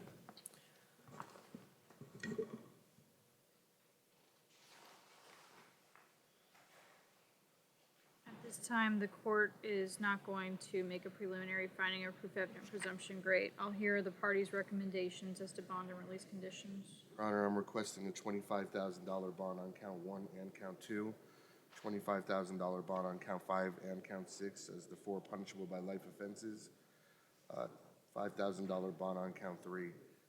In the pretrial release of the GPS level 1, as I already stated, he attacks one victim, enters the house, and then attacks a 15-year-old while 4 other children are present. This is not his first burglary. 2014 out of Dade, he had a burglary of an occupied dwelling, criminal mischief, and grand theft. That was while he was on probation. 2014 in Broward, aggravated fleeing and eluding, grand theft auto, resisting without violence. He was sentenced to 3 years in Florida State Prison and released January 1st of 2017. Also noting the physical injuries documented by the arresting officer, which would tend to corroborate and support the allegations made by the victims. Carol? Judge, I didn't hear. What was the state's bond recommendation on counts 5 and 6? $25,000. Judge, if my math is correct, the state is asking somewhere around $105,000 bond. That's something financially impossible for Mr. Green or his family. Now, I did speak to Mr. Green earlier this morning. I did advise him today's not his trial date, but as the court is aware, there's always two sides to every story. He's looking forward to having his day in court and disputing one of the most important allegations as far as that he never went inside the residence. So, as we know, the state's probably going to be looking into this and making a filing decision, and hopefully it'll come back as a trespass and a battery or a battery. But we're hoping that the burglary is not filed. Having said that, that's not for today. Judge, I understand the nature of the allegations, that they're serious, but in speaking with Mr. Green, he advised me he's not a flight risk. He will be coming back to court. He's been living here his whole entire life. He just got a job earlier this year in construction, where he makes approximately $450 a week. My understanding, he does live apart from the alleged victim. He will abide by the court order as far as having no contact. He lives in Hollywood with his grandmother. My understanding, Judge, he's been there living his whole entire life. He works and helps his elderly grandmother. He gives her about $400 for the expenses. My understanding is he's going to be reaching out to all his friends and family. But my understanding, I believe, one of his main family members that's going to be able to help post a monetary bond, she works at Wendy's. So obviously, from their financial resources, they're not going to be able to come up anywhere close to $100,000. Now, as you heard, Mr. Green does have priors, but I believe he's been out of trouble for a couple of years. Judge, what I was going to be requesting on Mr. Green's behalf is approximately a $5,000 bond on counts 1, 2, 5, and 6. And on count 3, I was going to be asking for $1,000. So our total request at this time is $21,000 on Mr. Green's behalf.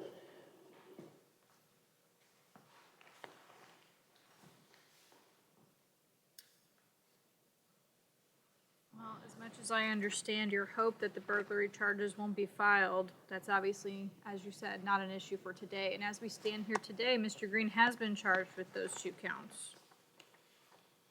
Arrested for those counts. Yes, Judge. That's correct.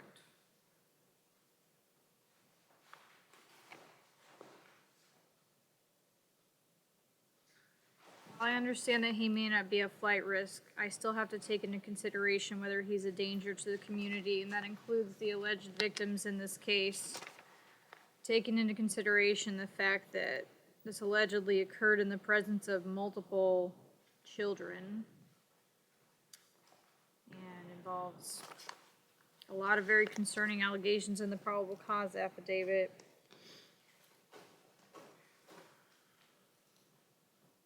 I'm going to set the bond on counts 1 and 2 at $15,000 each.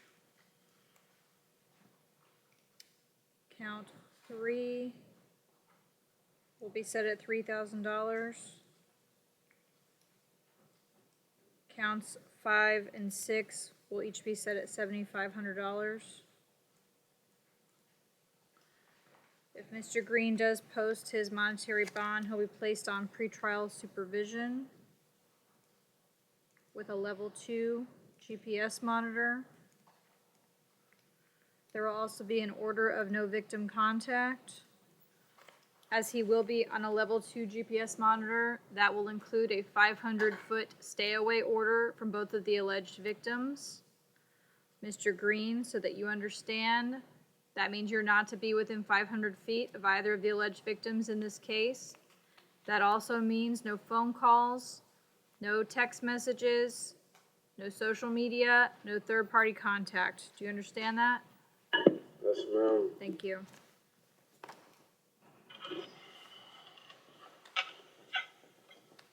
Mark Forkhand.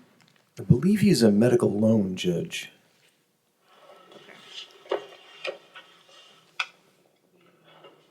Okay. All right. Thank you.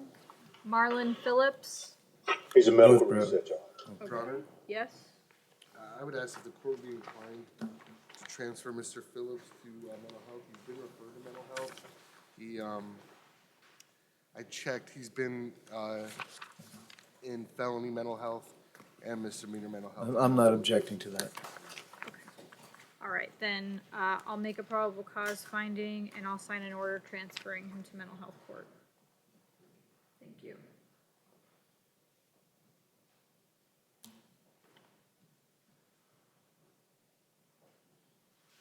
Mr. Johnson? Mr. Johnson is here present, Judge at main. Come on Thank up, you. Mr. Johnson.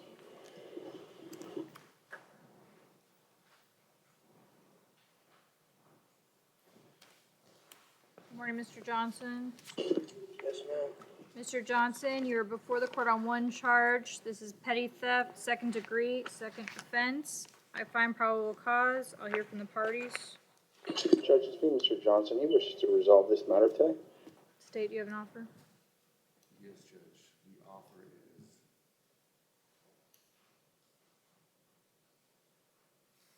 adjudication time served. Yeah, no return to. Judge, he wishes to accept the state's offer. All right. So, Mr. Johnson, this would be an adjudication, time served, and there would also be a no return order to the Dillards where this allegedly occurred at. Do you understand that? Yes, ma'am. Okay, will you please raise your right hand? Do you swear or affirm to tell the truth? Yes, ma'am. Thank you. You can put your hand down. And Mr. Johnson, do you understand everything we've discussed so far today? 100%. All right. Is anyone forcing you to resolve your case? No, this is a joint venture. A joint venture? Yes, ma'am. Who's it a joint venture between? Me, the state, and my partner right here. All right, but nobody else, right? Nope. Okay. Are you under the influence of drugs or alcohol? No, ma'am. Do you need any more time to speak to your attorney? No, ma'am. Do you understand that you have the right to trial, but you are waiving that right by taking a plea? Yes, ma'am. Have you ever been treated for mental or emotional illness? No, ma'am. Do you understand that if you are not a U.S. citizen, that taking a plea will subject you to deportation or other immigration changes? I'm a U.S. citizen. All right. And Mr. Johnson, what plea do you wish to enter? Guilty or no contest? What's your plea? I have to say it? Yes. No contest. All right. Thank you. I accept your plea and find that it's freely and voluntarily given. So, Mr. Johnson, once again, your sentence will be an adjudication, time served, and there will be an order of no return. Good luck to you, sir. God bless you.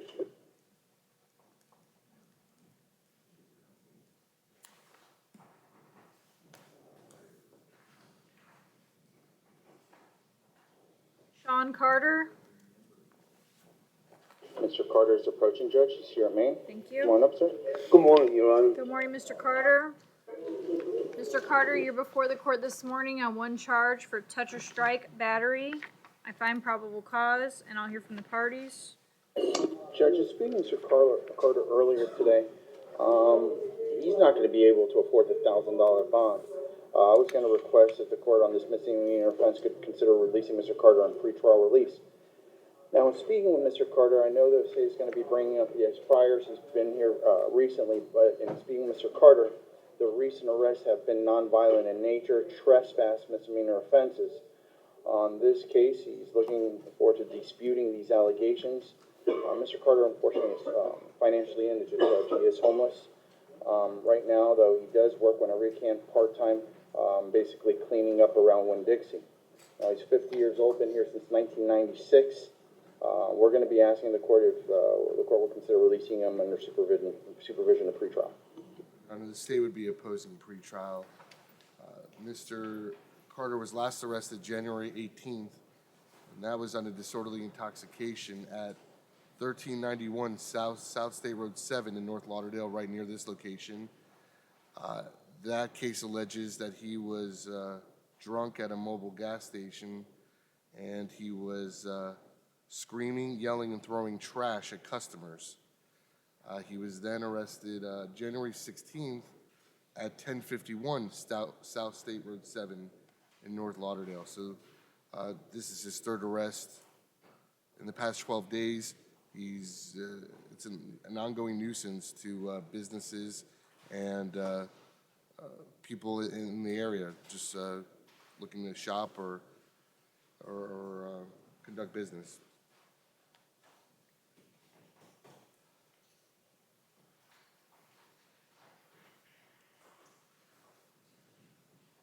also just noting the specific allegations in this battery are a bit bothersome.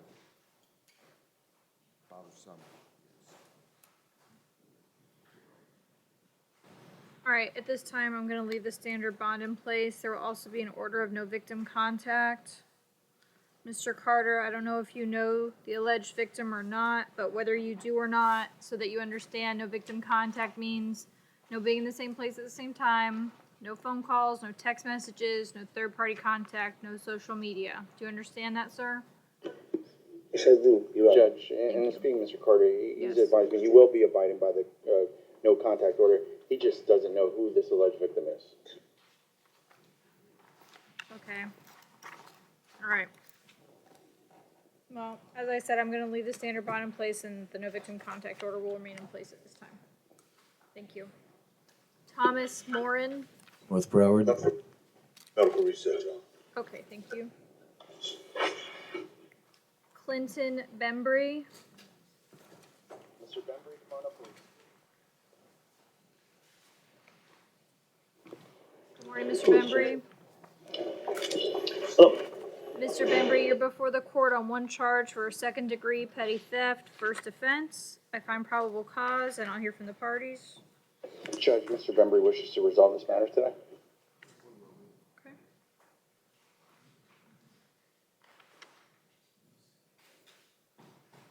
Offer is withhold court cost, no return.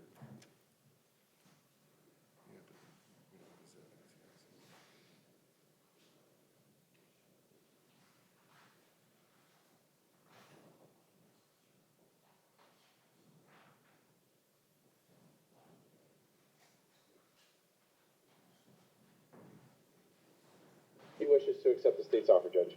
All right. Mr. Bembry, will you please raise your right hand? Do you swear or affirm to tell the truth?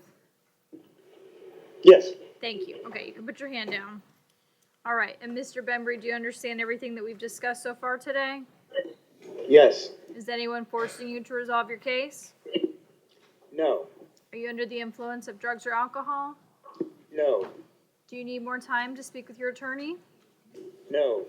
Do you understand that you have the right to trial, but you're waiving that right by taking a plea? Yes. Have you ever been treated for mental or emotional illness? No. Do you understand that if you are not a U.S. citizen, that taking a plea will subject you to deportation or other immigration changes? I am a U.S. citizen. Thank you. And Mr. Bembry, what plea do you wish to enter? Guilty or no contest? No contest. Thank you, Mr. Bembry. I accept your plea and find that it's freely and voluntarily given. Your sentence will be a withhold of adjudication plus court costs. There will also be a no return order to the Walmart where this allegedly occurred at. Do you understand that, sir?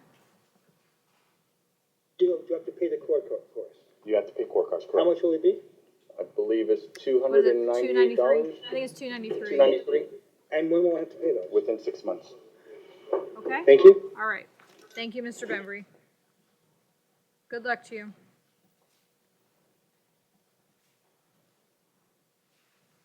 David Blue. I've been advised medical. Okay. Ryan. Enrique Vargas Torres. Medical. Raymond Ryan. No problem, no problem. Thank you. Good morning, Mr. Ryan. Morning. Mr. Ryan, you're before the court this morning on a misdemeanor capias. This relates to a charge for pedestrian obstructing traffic without a permit. I find probable cause, and I will hear from the parties. Mr. Reedy? Judge, I believe Mr. Ryan might be interested in resolving this case today. Offer be a withholding court cost. Did you hear the offer, Mr. Ryan? Yes. Do you wish to accept that offer? Yes. All right, listen carefully. The judge has some questions to ask you, all right? Yes. All right, Mr. Ryan, will you please raise your right hand? Do you swear or affirm to tell the truth? Yes. Thank you. You can put your hand down. And Mr. Ryan, do you understand everything that's been discussed here so far today? Yes. Is anyone forcing you to resolve your case? No. Are you under the influence of drugs or alcohol? No. Do you need any more time to speak with your attorney? No. Do you understand that you have the right to trial, but you're waiving that right by taking a plea? Yes. Have you ever been treated for mental or emotional illness? No. Do you understand that if you are not a U.S. citizen, that taking a plea will subject you to deportation or other immigration changes? Yes. And what plea do you wish to enter, sir? Guilty or no contest? No contest. All right, Mr. Ryan, I accept your plea and find that it is freely and voluntarily given. Your sentence will be a withhold of adjudication plus court costs. Good luck to you, sir. Thank you. You're welcome. Gerald Zafuto. Contest?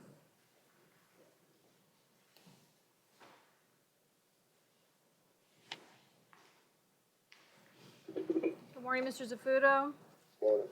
Mr. Zafuto, you're before the court this morning on some ad charges. Counts 9, 10, and 11 are each a separate charge for burglary of an unoccupied structure unarmed. Count 12, grand theft, $5,000 or more, less than $10,000. Count 13, criminal mischief, over $1,000.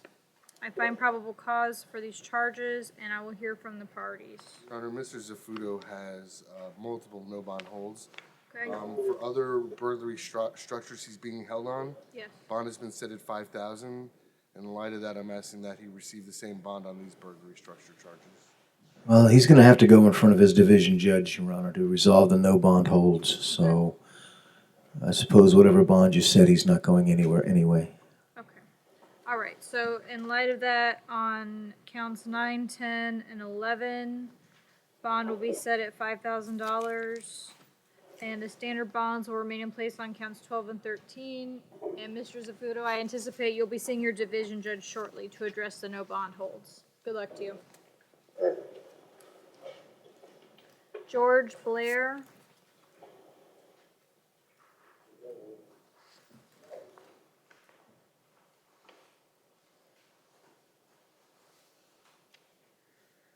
Facility is Mr. Blair at? Okay.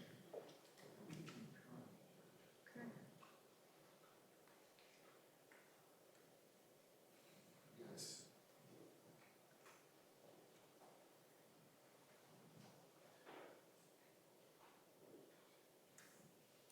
Does anyone at Conti know if George Blair is there? Good morning, Your Honor. You went to court. Okay, deputy. All right. He's in court? Yes, ma'am. Okay. All right, so then I guess we'll have him reset.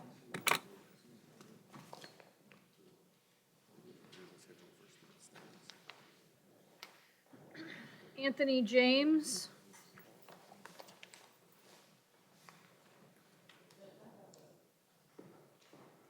Mr. James declined our invitation to join us this morning, Your Honor. And Okay. Yes. Your Honor,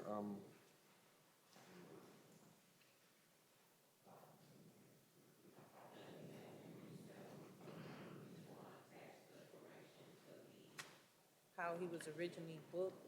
He was booked as a KP ad charge per the KP.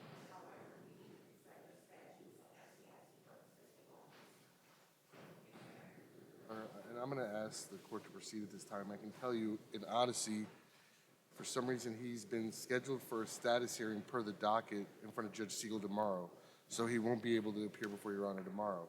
He's scheduled for arraignment on the 30th before Judge Siegel, so he won't be able to appear before the court on Thursday either. He's being held no bond on another case. Okay, well, based on the fact that this is a capias, we don't have any issue with regard to probable cause. And if he's already got a no bond, then Mr. Reedy, do you have any objection to that? No, Your Honor. Okay. All right, then there will be no need to reset him here. Thank you. George Harris. No problem. Thank you. Good morning, Mr. Harris. How you doing, Your Honor? I'm well. Mr. Harris, you're before the court this morning on 2 ad charges. Count 5 is dealing in stolen property. 6 is false ownership information for pond items, $300 or more. I find probable cause, and I will hear from the parties. Your Honor, he has a no bond hold locally on a violation of pretrial warrant, and I'm showing a Dade County hold as well. Okay. I'm just asking that these bonds be kept in place. Mr. Reed? Yes, in light of the no bond holds, Judge, that would be acceptable. Okay, all right, so then I'll leave the standard bonds in place on these 2 counts. And Mr. Harris, I anticipate you'll be going before your division judge shortly to address the no bond holds. Good luck. My ex, what is shortly? I'm sorry? My ex, what is shortly? I don't know. Let me just ask, is there a court date already set on Mr. Harris's case? I'll check. It might not be in my access to Odyssey because it's not in custody, but I'll see. Okay.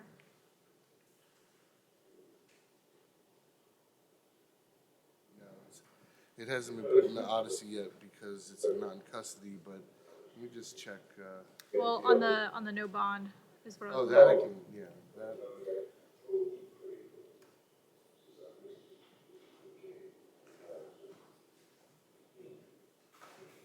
He doesn't have a scheduled court date, but he has the public defender. I mean, if he can speak to his public defender, Judge McHugh's division, about setting a court date if he wishes. All right, so Mr. Harris, it looks like their court date isn't available yet in the system. So your attorney should be reaching out to you soon since you're represented by the public defender's office, and you'll be able to speak to them about that issue, okay? Okay, thank you. You're welcome. Good luck. Taekwon Cheatham.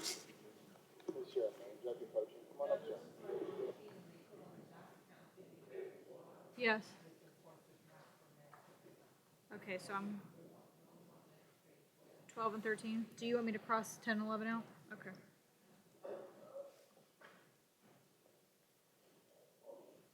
All right. Good morning, Mr. Cheatham. Good morning. Mr. Cheatham, you're before the court on 2 ad charges this morning. The first is for robbery with a firearm.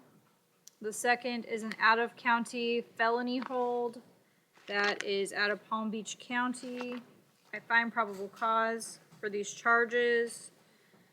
Do the parties wish to be heard on count 12? Your Honor, I'm going to be seeking a no bond hold upon a finding of proof evident or presumption great, relying upon the probable cause affidavit. He's got a no bond hold out of Palm Beach County for another robbery firearm, and Your Honor revoked his bond on his pending Broward case yesterday. In light of the fact that Mr. Cheatham has other no bond holds, Judge, we would defer any argument regarding proof evident presumption great until such time as he can appear in front of his division judge. Thank you. All right. On the robbery with a firearm charge at this time, the court is going to make a preliminary finding of proof evident presumption great in order that Mr. Cheatham be held without bond on that count. That is without prejudice for him to have a hearing before his division judge to further address that matter. Thank you.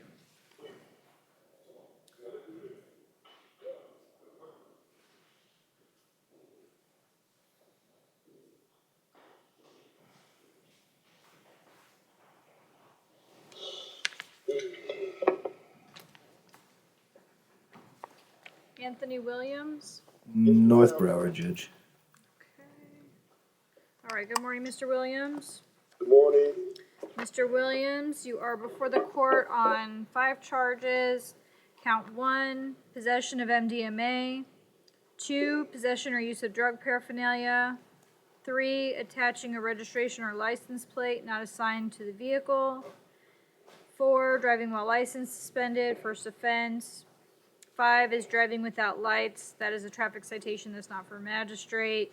And 6 is for a felony probation violation, which has a no bond hold. I find probable cause for these charges. I do see Mr. Williams is scheduled to go before his division judge tomorrow morning on the probation violation. Yes, Judge, I just ask you to leave the bond in place on count 1. Okay. Anything from the state? Okay. All right. In light of that, yes, Mr. Williams. What's the bond? Well, the bond on the first count is $1,000, but you're being held no bond on the probation violation, so you'll be Right. seeing your division judge on that tomorrow morning, okay? Alrighty. All right, thank you. Good luck, Anthony. Thank you, sir. Okay, next is Ricky Hadler. Mr. Hadley, come on up. Judge is here at Maine. Thank you.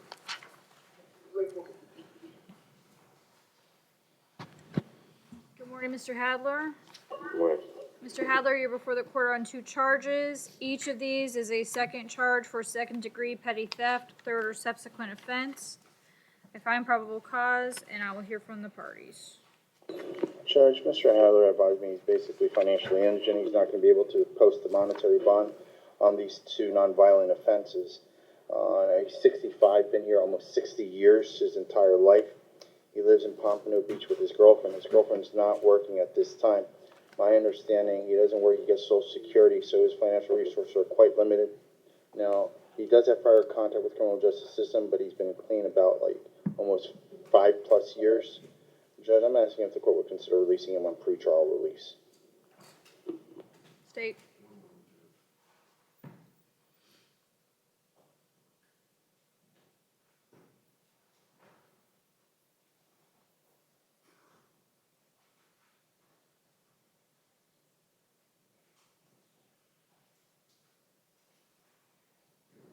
It's history.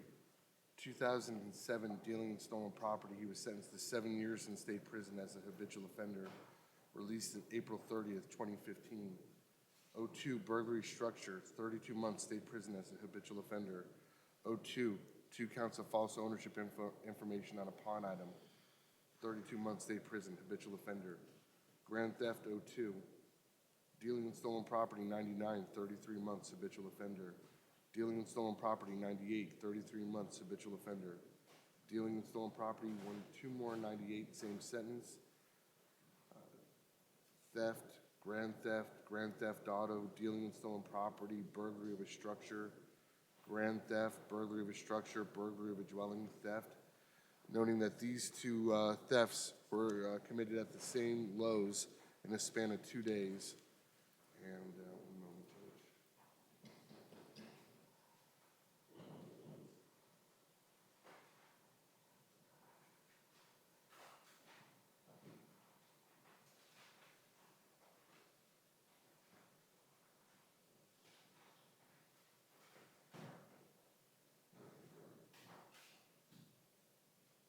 Or did you have something to add? I'm sorry, Judge? Did you have something to add? As you heard, he didn't hide it from me. He has priors extensive. However, since he got released from state prison in 2014, he's been kind of on the straight and narrow, Judge. So he's, like I said, he's been clean for over 5+ years, if my math is correct. So that's why I think pretrial release is reasonable under these circumstances. I know that you just read me the priors, but they're not always in order. Are there any priors from 2015 till now? in an arrest for aggravated battery, the charge was dropped in 2018.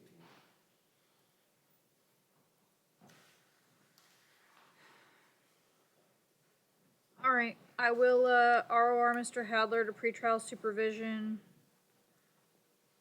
Standard pretrial. There will also be a no return order to the Lowe's where these 2 incidents allegedly occurred. Mr. Hadler, a couple things for you to know. Number 1, with the no return order, that means you are not to return to the specific Lowe's that we're discussing. The other thing is that your attorney is going to give you some information about pretrial supervision. You must report to pretrial within 24 hours. If you fail to do that, then a warrant will be issued for your arrest. Do you understand that? All right, thank you.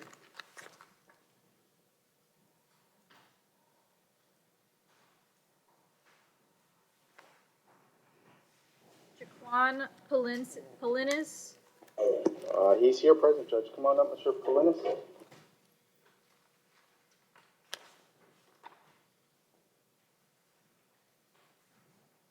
Good morning, Mr. Polinis.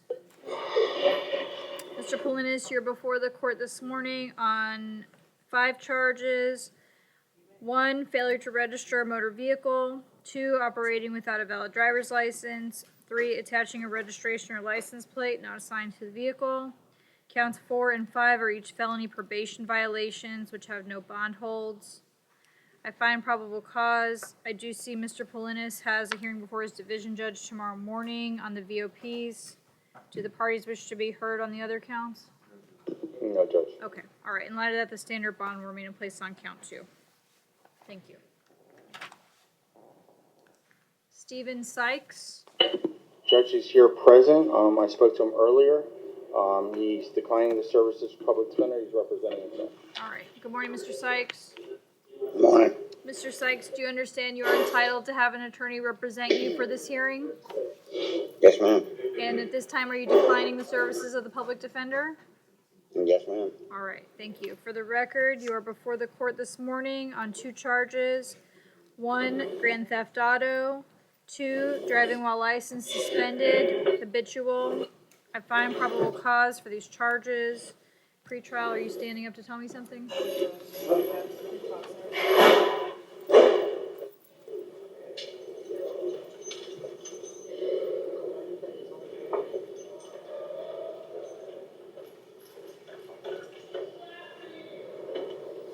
He's currently out on pretrial on 9 different case numbers. 9 different case numbers? Yes, the first case Ma'am. number, Your Honor, is 190. Hold on. Oh, Mr. Sykes, yes? Yes, can you just place these in Veterans Court, please? Just one moment, Mr. Sykes. Let me just hear, I have to hear the information for the record from pretrial, and then we'll make a decision. Hold on. Judge, he's got about 6 or bunch of cases in Veterans Court. One case that's in front of Judge Bailey because it's aggravated assault. He's not eligible. The issue is that I just got off the phone with the ASA in Veterans Court. Mr. Sykes was supposed to be in front of Judge Merrigan yesterday at 1:30. Okay, well, pretrial is telling me he has 9 cases that are on pretrial right now. Do those include these cases that you're talking about? Everything, yes. Okay. I don't know how much longer he's going to be in Veterans Court, frankly. Okay. Do you want to go ahead? Case number 190-8962 from 10A for petty theft. Case number 190-00911 3CF 10A for grand theft in 3rd degree. Case number 190-08216 CF 10A, counts 1 through 3, aggravated assault with a deadly weapon. Case number 190-00850 TC 208, driving while license suspended. Case number 1800982 CF 10A for grand theft. Case number 1603838 CF 10A for felony petty theft. Case number 160041189 CF 10A, counts 1 through 6, dealing in stolen property. 7 through 13, false verification, ownership info upon items. 14, burglary structure unoccupied. 15, grand theft in the 3rd degree. Case number 150100601 CF 10A, felony driving while license suspended, permanently revoked, failure to register vehicle. Case number 1402959 CF 10A, felony petty theft. Okay. Is pretrial requesting that his pretrial services be revoked in Yes, those we cases? requested his pretrial is revoked. All right, State, what do you want to tell me? Your Honor, I just asked that it be no bond. He didn't show up in court yesterday afternoon in Veterans Court, and then I didn't show up in court because I was being arrested. I'm showing the time of arrest is 3 o'clock in the afternoon. He was supposed to be in court an hour and a half prior to that. We got pulled over at All right. 11:30. Mr. Sykes, hang on just a second, okay? I need to hear from the state. Okay, then I'll just keep it this way. The day he's supposed to be in court, allegedly he's driving in a stolen vehicle. With all those cases, a case of violence that's had to be kicked out of Veterans Court, I don't know that the court can have confidence that Mr. Sykes, if allowed out of custody, will not commit any new law offenses. All right. Based on what I'm seeing here, I'm going to grant pretrial's request to revoke pretrial services in the 9 cases that are pending in pretrial right now. On those cases, I'm going to order that Mr. Sykes be held without bond. He'll have to address that issue with his division judge. As to the new case, state, if these other cases are in Veterans Court, I can, if I'm able to, I can sign an order transferring it to Veterans Court and let Judge Merrigan decide what he would like to do with it. Your Honor, I would ask the court to take no action at this time. The Assistant State Attorney in Veterans Court is aware of this new arrest. Yes. I don't know, frankly, I don't know if Mr. Sykes is going to remain in Veterans Court, but the clerk's office Yes, will I take, am. Mr. Sykes, one moment, please. the clerk's office will take the appropriate action. I don't know that you have, since he has the other cases, if Judge Merrigan wants the case, Then he'll I don't take think it. it has to be formally transferred. Okay, all right, okay. Your So, Honor? yes, Mr. Sykes. Can you just send him to Judge Merrigan and he'll make that decision? That's how they do it. It's not a violent charge. The only reason the other charges ain't in Veterans Court because they're violent. And them charges are getting ready to get dropped in Judge Bailey's courtroom. Okay, hold on. So here's what I'm gonna do. On the cases that are on pretrial, I'm revoking pretrial. He'll be held without bond on those. As a result of that, he will probably be going before Judge Merrigan shortly to address those issues. So at this time, since I have been told that the attorneys in that courtroom are aware of the new case, I don't think that it's They're not necessary. aware of the new case. They are aware of the new case, Mr. Seitz. Mr. Linder just got off the phone with them. I'm gonna leave the standard bonds in place on this case. Judge Merrigan will be made aware of this case. He can make a decision as to whether he wants it or not, okay? Judge, can I ask Mr. Sykes a question? Go ahead. Mr. Sykes, are you sure you don't want to sign up with the Public Defender's Office on this case? We represent you on everything else. I have a public defender. It's going to go straight to. Not on this case. You don't. You need It's going to. straight to Garrett. Listen, I know what I'm talking about. No, you don't. What you need to do is sign up with the Public Defender's Office on this case, because right now you said you declined the public defender, which means we don't represent you on this case. Well, it's all going to go to Veterans Court. Yeah, but you got to sign up for each case. So would you please go fill out a PD app and sign up for this case so we can represent you on everything? Do whatever you say, man, because you don't know what you're talking about. All right, fine. Suit yourself. Mr. Sykes has made his decision. As I said, he will be held without bond on the 9 cases that were on pretrial. I'm not signing an order to Veterans Court on the other case. Judge Merrigan can make a decision on that. Thank you. Well, I thought you just said you were going to sign an order to go to Veterans Court. No, I said I'm not signing it. Judge Merrigan will be made aware of the case by the attorneys, and he can make the decision on that. Well, y'all some dumb motherfuckers, man. Good luck to you too, Mr. Sykes. Yeah.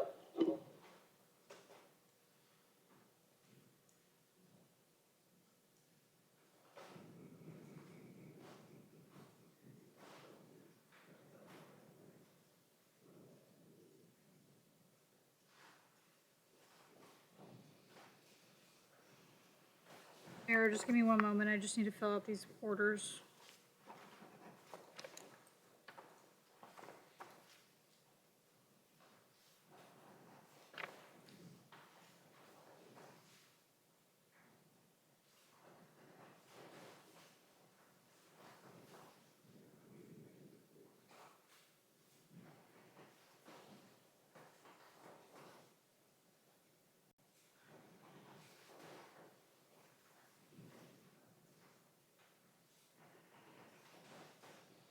Rodney Robledo. I've been advised he bonded, Judge. Thank you. For the record, I find probable cause. Duante Davis. Please approach the Judge May. Thank you.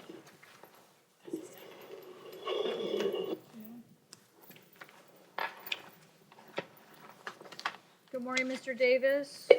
Morning. Mr. Davis, you are before the court this morning on 7 charges. Charge 1, burglary of an occupied dwelling, unarmed. 2, grand theft, $5,000 or more, but less than $10,000. 3, possession of a controlled substance without a prescription. 4, possession or use of drug paraphernalia. 5, resisting an officer, obstructing without violence. Counts 6 and 7 are felony probation violations with no bond holds. Let me just ask the state, as far as my probable cause finding, I see that 1 has been charged as burglary of an occupied dwelling unarmed. but I don't see anything to note that this was an occupied dwelling in the probable cause affidavit. It's fine if you just find probable cause for burglary of a dwelling. It's a second-degree felony either way. That's fine. I'm just going to cross out occupied on here. Okay, I find probable cause as to the other charges. I do see Mr. Davis has a VOP hearing tomorrow morning before his division judge on those charges. Do the parties, well, I need to hear from the parties on count one at least. Honor, I'm going to be requesting a $20,000 bond. I'm concerned that Mr. Davis, while on probation for burglary of a dwelling, breaking into someone else's home, is now getting caught in this. I would note the strength of the evidence. He's seen leaving the home by law enforcement, and then he flees from law enforcement, going into someone else's residential property to try to avoid getting arrested by law enforcement. I do have a concern for the homes and property of people in the community. Now, Judge, I do understand he's being held no bond, but I'm going to be requesting a $5,000 bond on Mr. Davis's behalf on count one. He works only part-time at a warehouse. He got the job 2 months ago, making about $9 an hour. So that is why we're requesting a $5,000 bond on his behalf. in light of the related charges, well, I guess they're not necessarily related incidents, but similar charges that he was out on probation for and then picked up in this case, I'm going to set the bond on count one at $20,000. The other standard bonds will remain in place, and Mr. Davis will be seeing his division judge tomorrow morning. Thank you. Jean Abia.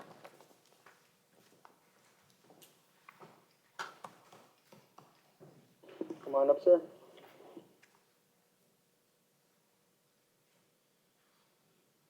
Good morning, Mr. Abia. Good morning.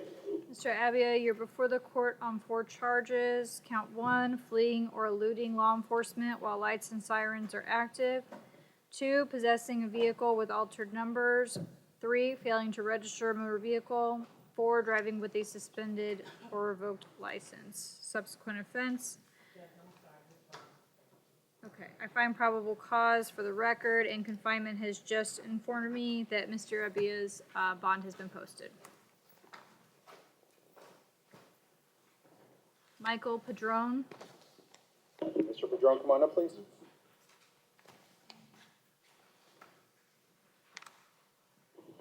Good morning, Mr. Padron. Mr. Padron, you're before the court this morning on a charge for violation of parole. I find probable cause. This charge has a no bond hold on it, Mr. Padron, which means that you'll have to go before the parole board to further address the matter, okay? Good luck to you. Winston Mitchell. The question, Judge, here, man. Come on up, sir.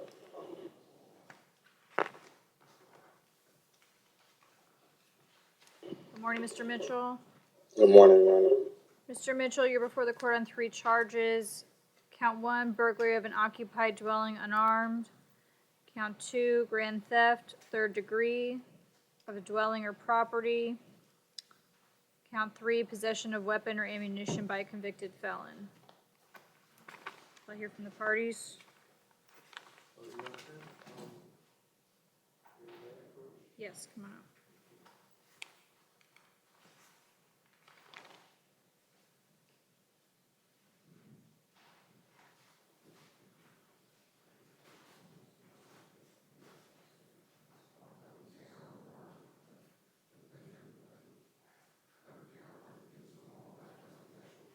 Thank you. That's what I was hoping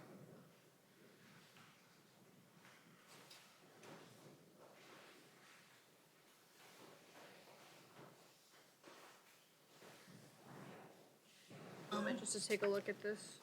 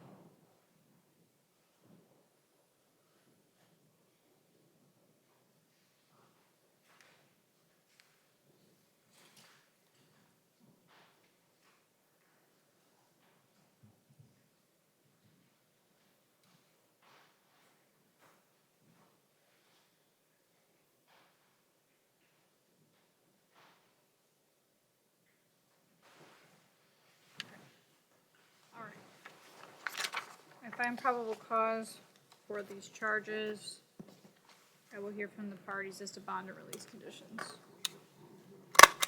All right. Mr. Romero, do you want to go first? No, I want to see what the state's going to say, Judge. Okay. Okay.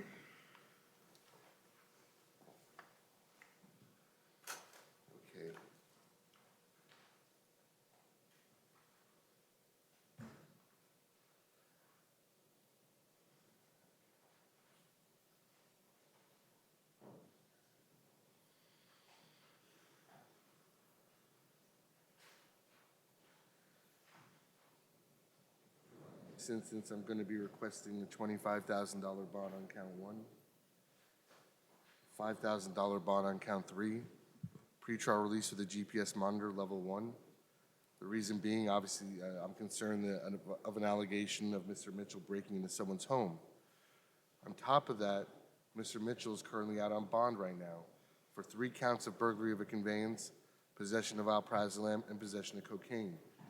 He posted and was released on $12,000 worth of bond November 23rd of 2019. And I would note the cocaine was declined. We filed 1 count of possession of substituted cathinones with the 3 burglaries.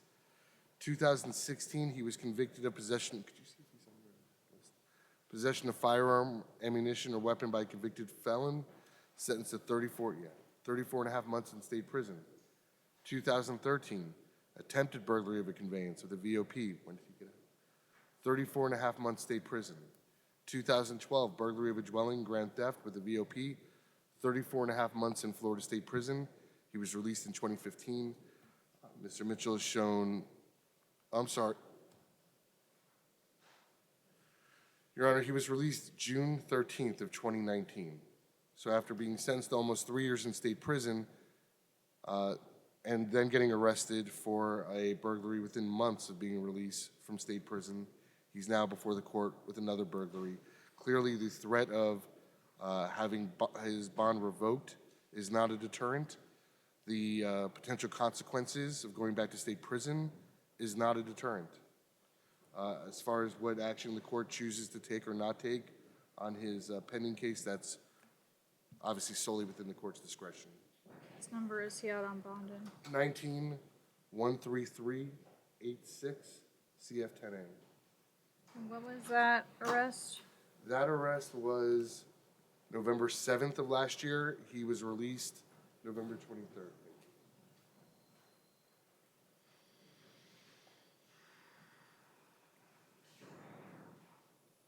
Judge, I'm going to ask the court not to take any action on the case that he's currently out on bond for. My understanding is that his girlfriend posted that bond. She was working 2 jobs. She's still working those 2 jobs, one at the AAA arena and at the BB&T. So she basically spent all her financial resources in posting his monetary bond. My understanding also, he's gone to court already twice. He has a future court date coming up April 22nd. He did meet with his assigned public defender, and he's going to court. Having said that was here before you, Judge, I understand the allegations are serious. But right now, we're asking for the court to set a monetary bond and also a combination as far as, because of the totality, we wouldn't object if also the court wanted to impose supervision for Mr. Mitchell level 2. Now he's 25 years old right now. He's looking for stable employment. What he does is he does side jobs, landscaping, things of that nature. My understanding, he made about $150. He gave all that $150 to his child's mother in order to help care for his newborn child who's just 2 months old. Judge, yeah, he lives in Fort Lauderdale with his father. His father is the only person that's going to be able to help post his monetary bond, but his resources are limited. So on the case I hear before you, I'm going to be asking for a $5,000 bond on count 1 and a $1,000 bond on count 2 with standard pretrial release on Mr. Mitchell's behalf. Based on the history that's been provided and the fact that he's out on bond on charges for other burglaries, you know, it obviously gives me great concern, and I understand if his girlfriend is the one that put all of her money up for bond on those other cases, but obviously that didn't matter to him when he was picking up new charges in this alleged incident. So for today's purposes, I'm going to sua sponte revoke his bond in case number 1913386 CF10A. I'm going to order that he be held no bond in that case. The case that is pending before me today, on count 1, bond will be set at $25,000. On count 3, bond will be set at $5,000. I'm not going to impose any other release conditions because he'll have to go before his division judge to address those issues anyway, so I'll let his division judge decide what to do with them. Your Honor, the only thing I would ask is that the court order an abundance of caution, no written contact, no return. All right, there will be a no return order in place as well as a no victim contact order. Mr. Mitchell, so that you understand, that means you're not to return to the location that this allegedly occurred at. I don't know if you know this alleged victim or not, but that means no phone calls, no text messages, no third-party contact, no social media. Do you understand that? Thank you. Jeremy Turner.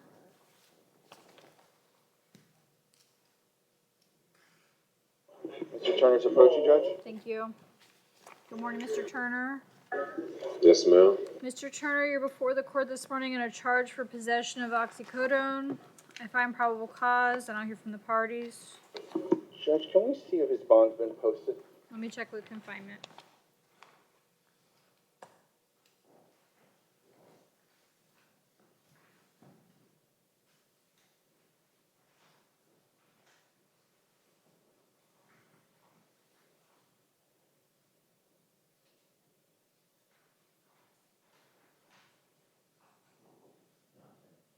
It's not showing in the system yet, Mr. Romero.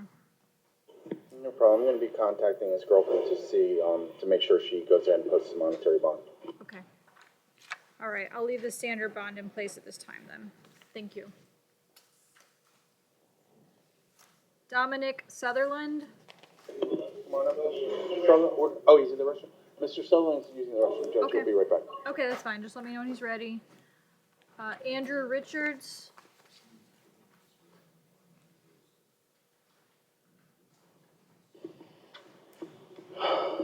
Good morning, Mr. Richards. Good morning, Your Honor. Mr. Richards, you're before the court on 3 charges. Count 1, burglary of an unoccupied dwelling unarmed. Count 2, criminal mischief, $200 under $1,000, first offense. Count 3, possession of fentanyl. I find probable cause, and I will hear from the parties. Your Honor,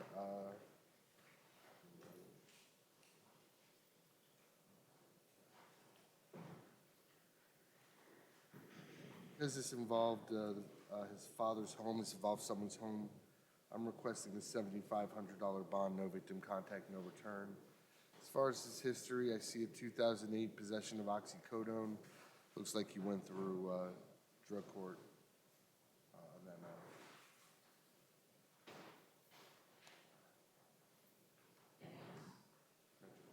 Mr. Romero? Judge, when's the alleged date of incident on this? He was arrested on the 27th in the home. This is January 27th. Judge, the reason why I say this is Mr. Richards reached out to his father. My understanding is, I believe, he tried to make contact on Friday. Ultimately, Mr. Richards, I believe, on Sunday was hospitalized. Upon his release from the hospital, he spoke with his father, and his father allowed him to basically stay the night at the home. Now, I don't know what's written in the PC affidavit. Mr. Richards, with the understanding of his father, knew that the next day he was supposed to leave his home and that his permission was going to be revoked as far as him allowing to be staying at the premises. My understanding then, Mr. Richards basically was in a deep sleep and he was awoken by police officers. So I think there's more than meets the eye. I believe originally he was given permission and then that permission was withdrawn. He didn't intentionally want to keep on staying there. He just overslept, Judge. Well, let me just stop you for 1 minute, Mr. Romero, because I want to be very clear about something. The probable cause affidavit says that the officer arrived at the residence with several other officers and discovered that the window to the southwestern bedroom was smashed out and removed from the screen. Now, I could keep going, but I'm not going to because I don't think it's necessary, but I suspect that the version of events that have been represented to you are probably not the way that it went. So please continue. And that's why I said, and I asked my very first question, when was the date of incident? I believe that allegedly happened on Friday, in which I said he was trying to reach out to his father. And then that's when they had subsequent conversation. Then he was hospitalized on Sunday, and then he was given permission to stay there Sunday night. So that's why I think there is more to this story than meets the eye. Judge, Okay, go ahead, finish. bottom line, Judge, he's not going to be able to afford to post any sort of monetary bond. He's not working. He owns no property. He has no sort of assets. He has no money in the bank or anything like that. For all intents and purposes, he is financially indigent. We're going to be asking, Judge, the only thing that we can ask at this time is for Mr. Richards to be released on pretrial release. I just want to state, so Mr. Romero and Mr. Richards can hear this.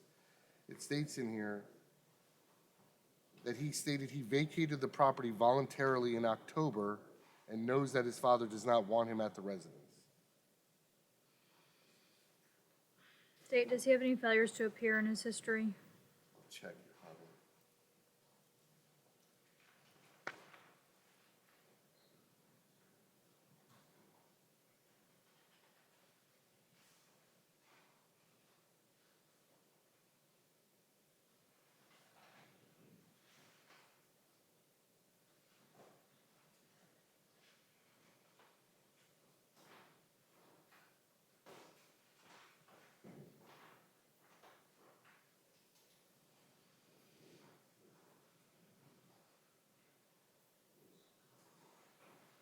It's like, now while dated, it does look like there were issues when he was in drug court. I see one time, actually, I'm sorry.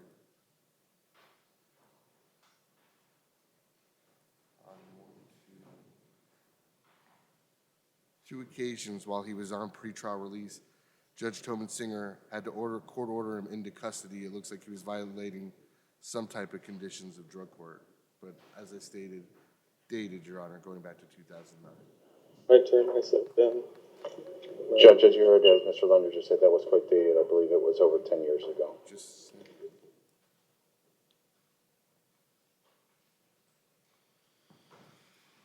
that's all I see.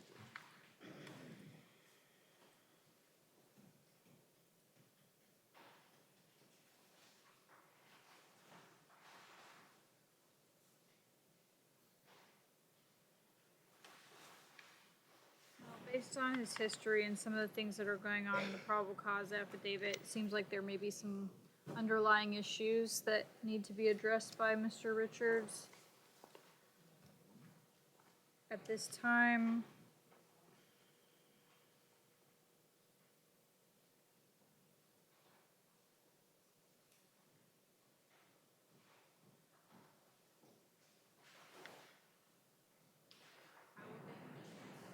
on pretrial release, but there is going to be a no return order and a no victim contact order. So whatever the version of events are that Mr. Richards is representing, he needs to understand that he is not to return to his father's residence under any circumstances until further order of the court. There will also be a no victim contact order, and Mr. Richards, no victim contact means no phone calls, no text messages, no third-party contact, no social media. Your Honor? I'm also going to order as a condition of his pretrial release that he be subjected to random testing. That means no alcohol, no intoxicants. Mr. Richards, do you understand that? I do. Thank you very much, Your Honor. Your Honor? Yes, Mr. Lunder. If the court is inclined to release in a pretrial, I'm going to be asking for a GPS monitor. And the reason being is, the only reason he was in his home, according to the statement he gave, is so he had someplace to use drugs. Just releasing him out into the and if he's going to willing to go to that extent to use drugs, I'm concerned if he doesn't have a place to reside. So either if he has somewhere where he can reside, that's good, or if a public defender can get him into a drug treatment center, that's good too. But at this point, based on these allegations, I think just releasing him onto the street, I've got a concern for property in the community. I've got a concern for Mr. Richards. Judge, I'm gonna be objecting as far as level two. That would defeat the whole purpose. That would essentially be holding Mr. Richards no bond. Right now, Judge, unfortunately, he doesn't have stable living, but as you heard, his last time he had any exposure to criminal justice system was about 11 years ago. There is a reason to this, and right now I know the way Mr. Lender has presented the facts, he very much doubts Mr. Richards' version of the events. But that's going to be decided by a case filer. I believe the other conditions that the court has placed on Mr. Richards, as far as him being subject to random drug testing, he's going to be reporting. If he comes up positive, he's going to be back in here. If he doesn't report a pretrial, he's going to come back in here. Judge, I believe those two things in place are going to be acting as a deterrent and having him basically abide by all the rules that the court is imposing. So I think what the court is already ruled on, I believe, is reasonable. Judge, Yes. the point of pretrial isn't just to say, well, it's not a one-size-fits-all. Well, if he violates, then he'll get taken into custody. It's someone should be recommended with confidence that they will not violate. And frankly, just releasing him out onto the street and hoping, well, because he's going to get drug tested, that he won't use, I don't know that the court can have a lot of confidence in that, considering, like I said, the extent he's going to, at this point, to be able to use. And these aren't facts that I'm representing. These are facts that a sworn report that alleges that Mr. Richards made these statements to law enforcement. And it doesn't defeat the purpose. I understand for Mr. Romero, the sole purpose is just to get Mr. Richards out of custody. But that isn't just the sole purpose of these hearings. There's other things to consider also. Mr. Linder, I do take into consideration the argument that you've made, which I understand the concerns here. You know, if Mr. Richards does have some underlying issues that need to be addressed, then my hope would be that his attorneys would try to get him some kind of help on that front, because obviously, you know, this court is not trying to set him up for failure. I'm trying to give him a chance to get some help. And as we all know, the understanding is that since I'm subjecting him to random testing, Mr. Richards, you need to understand that if you fail that test, then they do have the ability to revoke pretrial and bring you back into custody. Do you understand that? Yes, ma'am. And Mr. Romero, you know, I don't know who his assigned attorney is going to be going forward, but these are issues that should probably be brought up so that potentially they could get into some kind of a program, a residential program, if that's something that is necessary. You're absolutely right, Judge. All right, for today's purposes, my ruling is going to stand, and, you know, hopefully Mr. Richards will be able to do something with the chance that he's being given. Also, ask that Your Honor order and have no victim contact and no return. Yes, I believe I already Oh, I apologize. entered those orders, yes. So, Mr. Richards, a couple of things that you need to understand. You're going to be released today, but you're going to get some information regarding pretrial supervision from your attorney. You must report to pretrial within 24 hours. If you fail to do that, then a warrant will be issued for your arrest. Do you understand that? Yes, Your Honor. All right. Additionally, as I already stated, there is a no victim contact order and a no return order. I've already discussed those with you. Do you understand those conditions? Yes, Your Honor. All right. Thank you. Thank you again, Your Honor. You're welcome. Good luck. As soon as you get be signed, after you go to pretrial, contact me, find out who it is to try and get yourself treatment. Okay? Call, dude. Kamari Phillips.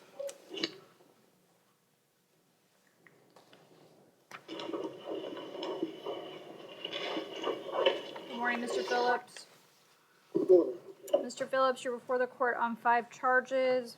Count 1, disorderly conduct or breach of the peace. Count 2, resisting an officer, obstructing without violence. Count 3, false identification given to law enforcement. Count 4, burglary of an unoccupied conveyance, unarmed. Count 5 is a misdemeanor capias. That relates to a charge for petty theft. I find probable cause, and I'll hear from the parties.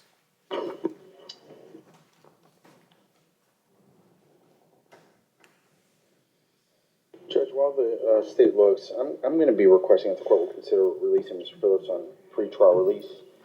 From what he advised me, he's 20 years old. He's looking for work, but besides looking for work, he goes to school. He goes to Sun Ed High School. He is a senior. He's trying to get his credits together so that he can graduate. He lives in Coral Springs. He lives with his mother. He did give me the phone number of his mother. My understanding, she's working. She does hair for a living. She's a hairstylist, but she's supporting his 3 younger siblings. So from what Mr. Phillips advised me, he really much doubt that she's in a financial position to post his monetary bond. So that is why we're asking for the court to consider releasing him on pretrial release. I don't know how much credit can be put in Mr. Phillips' representations. He failed to appear in court, allegedly committed a burglary, and while wanted for both of those offenses, when law enforcement is attempting to apprehend him, he gives a false name or an ID. He was arrested last year in the state of New Jersey on a fugitive warrant, and also at that time was charged with obstructing and giving false ID.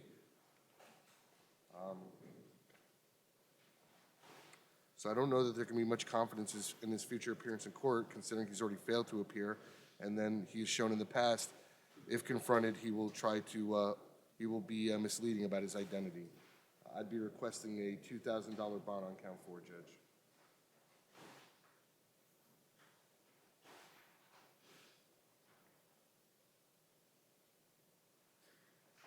Based on all the information that's been presented, I'm going to deny the request to put him on pretrial. I will set a $2,000 bond on count 4. The other standard bonds will remain in place on counts 3 and 5. There will also be no return order. This allegedly occurred at a McDonald's on Sample Road. And I believe there was also a subsequent alleged occurrence at a Sun Mart on Sample Road. So that no return order is going to apply to both of those locations. Mr. Phillips, that means that you are not to return to those locations until further order of the court. Do you understand that? Oh. Thank you.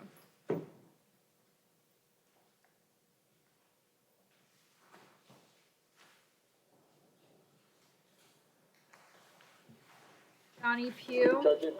Oh, I'm sorry. Your Honor, Yes. Mr. Pugh's in court, but this matter was actually addressed by Judge Garcia Wood. Okay. I showed Mr. Reedy a copy of the order that Judge Garcia Wood signed this morning. Okay. She set the bond on this count, the burglary, at $5,000, and it ordered level 1 GPS just on this count. So I would ask, and I don't believe Mr. Reedy has any objection, if the court could. No, I reviewed the order. Okay. I don't have an objection. All right, so in light of that, the bond on the burglary charge will be set just as Garcia Wood did at $5,000, and if you post it, then pretrial with GPS level 1 will apply. So she only placed the burglary charge on pretrial with GPS? Yes, just that count only. Okay.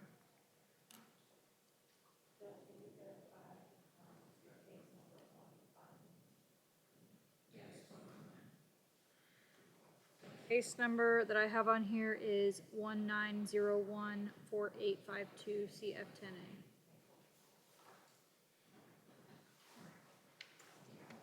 Okay. And Mr. Romero, did you have Dominic Sutherland? Oh, yes, Judge. Come on up, Mr. Sutherland. All right. Good morning, Mr. Sutherland. Good morning.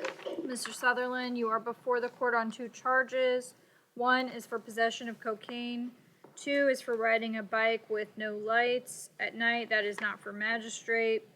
I find probable cause, and I'll hear from the parties on count 1. Judge, I'm going to be asking for pretrial, so I'll see if the state has an objection before I proceed. Where does he reside? He resides in Hollywood. Yeah, 2330 Taft Street. I don't have an objection to pretrial with random testing, Judge. Okay. All right, so I will ROR Mr. Sutherland on count 1. He will be released to pretrial supervision and subjected to random testing. Mr. Sutherland, a couple of things for you to understand. You're going to get some information from your attorney there. Though you are going to be released today, you must report to pretrial within 24 hours. If you fail to do that, a warrant will be issued for your arrest. Do you understand that? Yes, ma'am. All right, additionally, one of your conditions of release is that you will be subjected to random testing. That means no alcohol, no intoxicants. Do you understand that? Yes, ma'am. Okay. All right, thank you. Good luck.